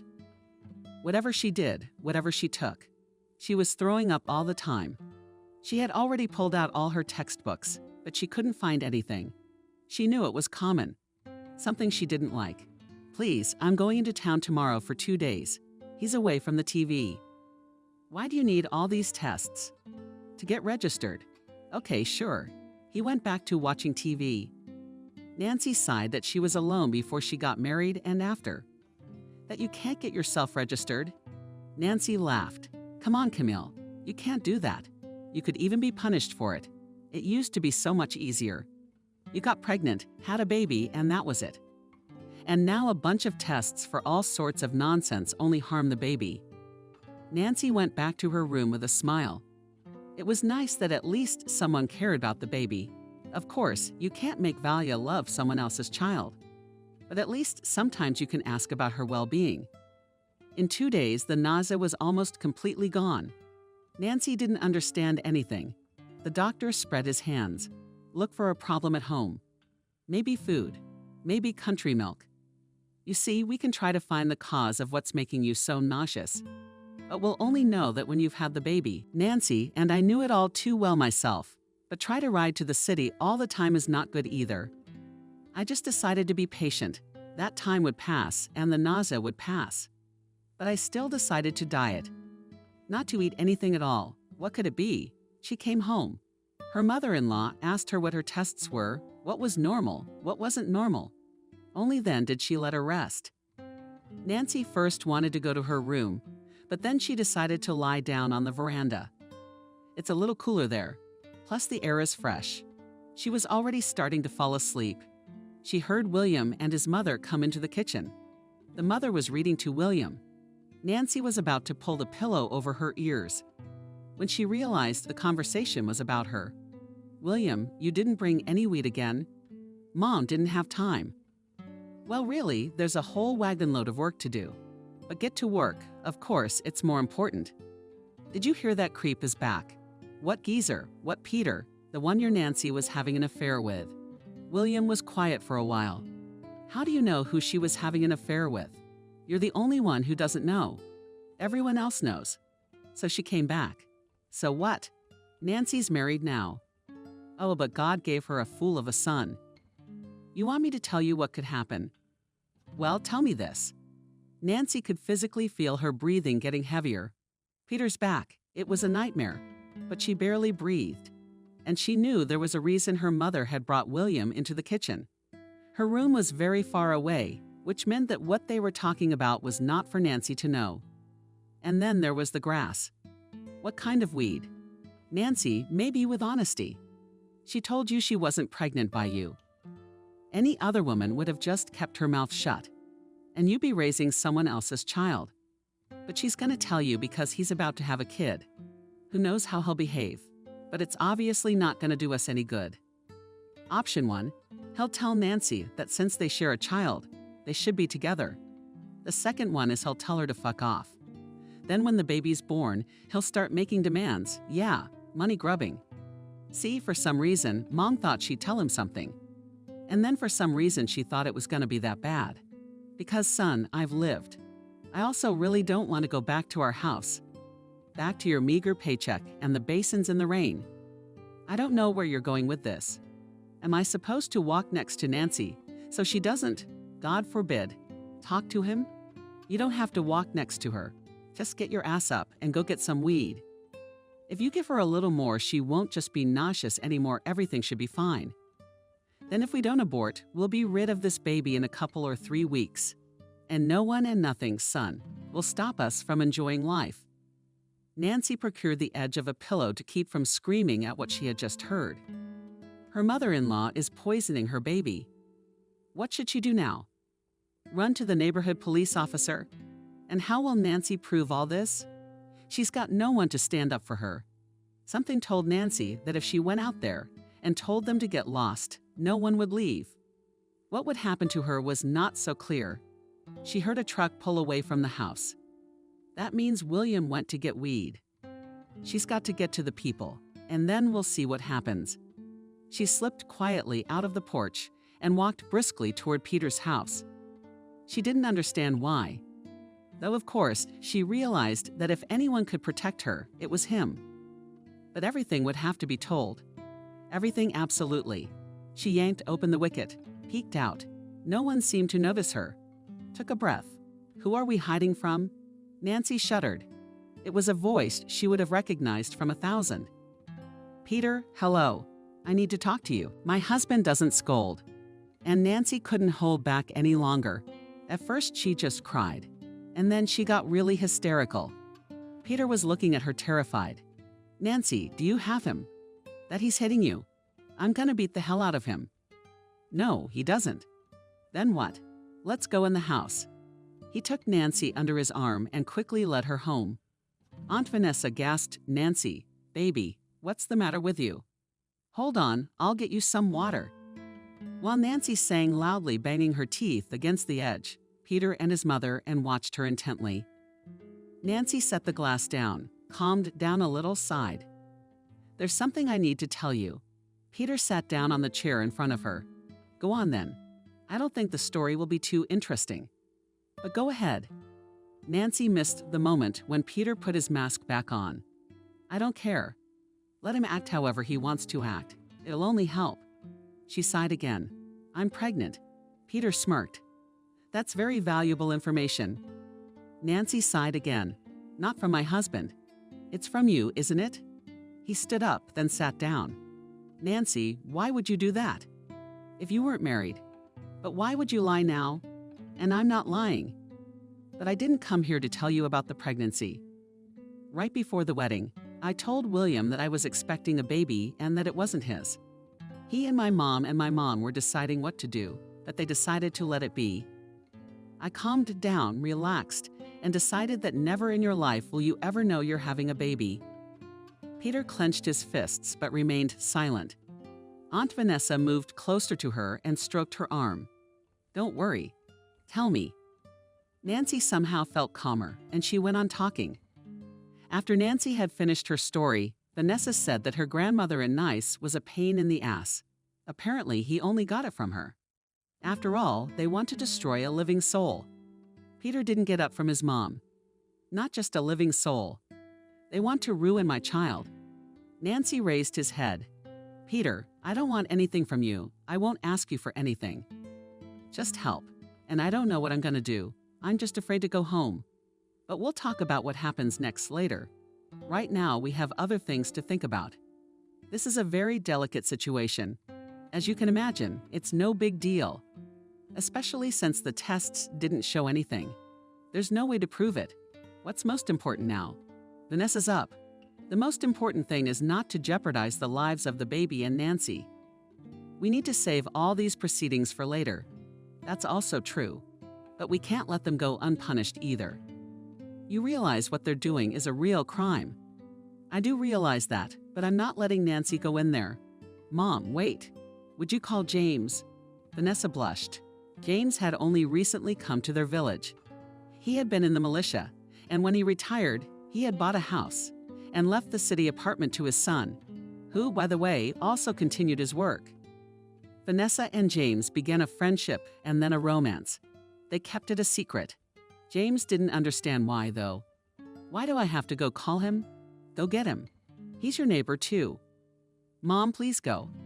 He'll understand you quicker.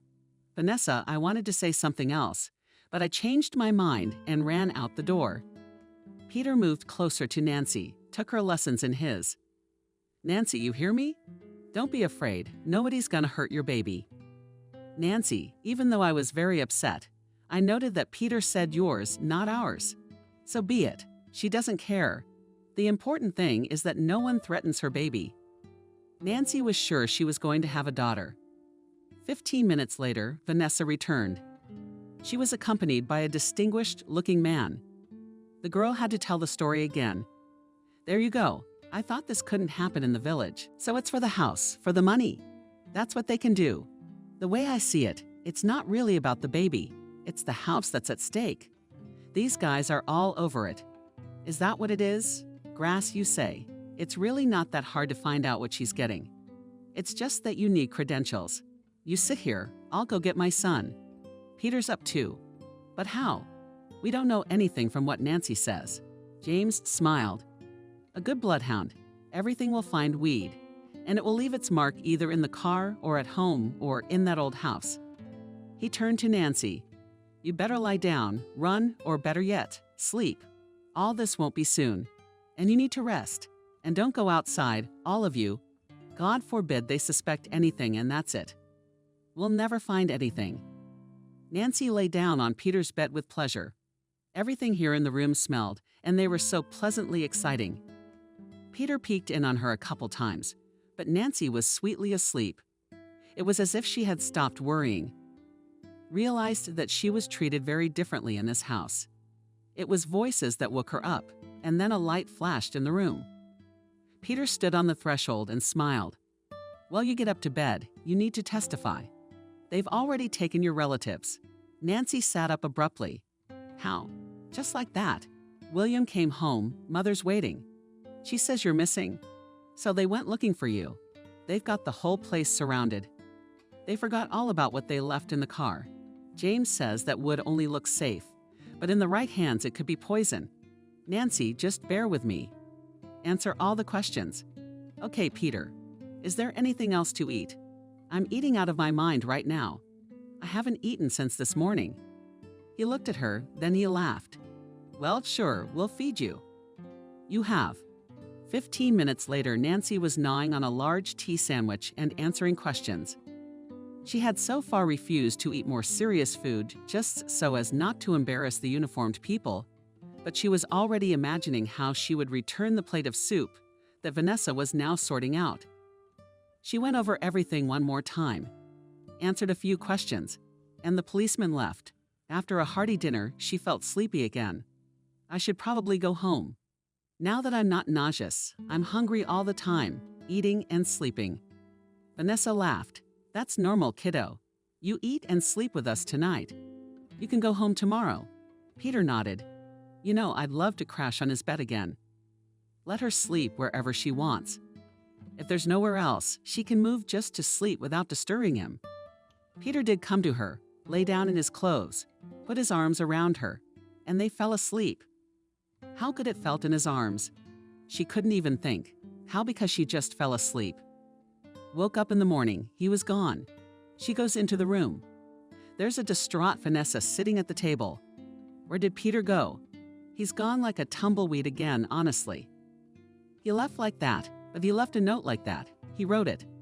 I need to find out about myself, whether he's so attracted to his job, romance, and all that, or he's just a born fool. Nancy sank helplessly into a chair. She decided the night before that everything was going to be different. Peter again. The girl stood up. I'm going to go, Aunt Vanessa. I have to go to work soon. Are you feeling all right? Nancy smiled very well, didn't she? Here, take this with you to work. I baked buns and cutlets. Oh, you don't have to, I do. And remember, if my son is a fool. Do you have it? I got it, and I'm not leaving you. Nancy smiled sadly and walked out of the house. Vanessa escorted her out with a look. God, poor girl, she had been through so much. The time passed very quickly. Nancy had only been called to the police once, and then Vanessa and James had gone to court with her. In general, lately she had the impression that she had new parents, that Vanessa and her James were just a kite over her and fed her, constantly tried to see her off and invite her to visit. Nancy didn't resist. She was very much pleased. She had not heard from Peter, and she had given up waiting. She had enough to do. At the trial she felt sick when William and his mother began to yell at each other in public, and at her too. The girl's eyes went blurry. It was a long time ago. The trial ended without her. She called an ambulance in advance. As soon as the very first contractions began, I knew that as long as they would get there, and also the first labor. They brought her to a room with 2 other women. There was still time, and even though the environment and stomach pains were not conducive to conversation, they got to know each other. One woman came for her 3rd child and the other, like Nancy, for her 1st. The labor had gone well. An exhausted Nancy threw herself on the couch. The doctor said, "No, look, you're all from the same room. All the girls here still have a princess." Nancy smiled. She fell into a dream. Thought her princess would be the princess herself. The first one to be discharged was the one who was having her 3rd child. But girls, happily, I've had enough, and I wish you at least one more visit. Nancy laughed. Oh, let's get away from this rosebud for a while. Vanessa called at the maternity hospital. Every day she had come twice already. She was so excited that Nancy almost cried. Well, my princess, home tomorrow. The baby wrinkled her nose and Nancy laughed. Vanessa and James will be coming to pick her up tomorrow. The weather in the morning was as if it had heard that the happy mommy was being discharged from the maternity hospital. It had been pouring rain for 10 days at least. It's sunny this morning. Look at the weather. She was packing. Nancy came to pick you up. She smiled, turned to her neighbor. That's it. Bye. Have a nice day. You hugged her, and you too. Your Peter will definitely come to his senses. Yesterday before they were discharged, lying in the dark, they had a heart-to-heart. Nancy told her roommate's story. It turns out that her man, as soon as he found out about the pregnancy, fled in an unknown direction. How are you? Oh, Nancy, I'm fine. Mom and Dad turned out to be the best. They won't leave me. I used to hurt them so much before. The nurse took the baby away and Nancy gave her neighbor another big hug and kiss. Be sure to come and visit me. The baby needs fresh air. I have a huge house, so take your parents too. She followed the nurse to the exit. It wouldn't be long before she was finally home. The doors opened and Nancy froze. Standing right in front of her was Peter. He was in a suit. She had never seen him in such parade before, so she hardly recognized the nurse, carried her daughter out, and Peter rushed to her. She asked sternly, "You, Daddy?"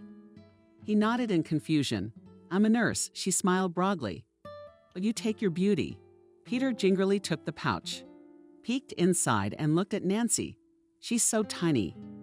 "Nancy, I wanted to kill him." The mood was gone. "What are you doing here?" "What's what?" "I'm picking you and your daughter up from the hospital." "You didn't have to. We did fine on our own. In case you need to leave in a hurry. Like you always do." Nancy looked at him angry, and Peter looked at her confused. "Nancy, I'm sorry. I'm not going anywhere." "I don't believe you." She took her daughter from his arms and went down the stairs. Peter stood there for a while. Then he rushed after her. He overtook her, stopped. "Nancy, forgive me, you fool. Marry me." Nancy stopped. Did she feel like screaming? Yes, I do. But she restrained herself. "I'll think about it." James and Vanessa hurried from the car to them. Nancy, Vanessa's daughter, hugged her, and Nancy burst into tears. Daughter, how long had it been since she had heard someone call her that? They all got into the car, Peter behind the wheel.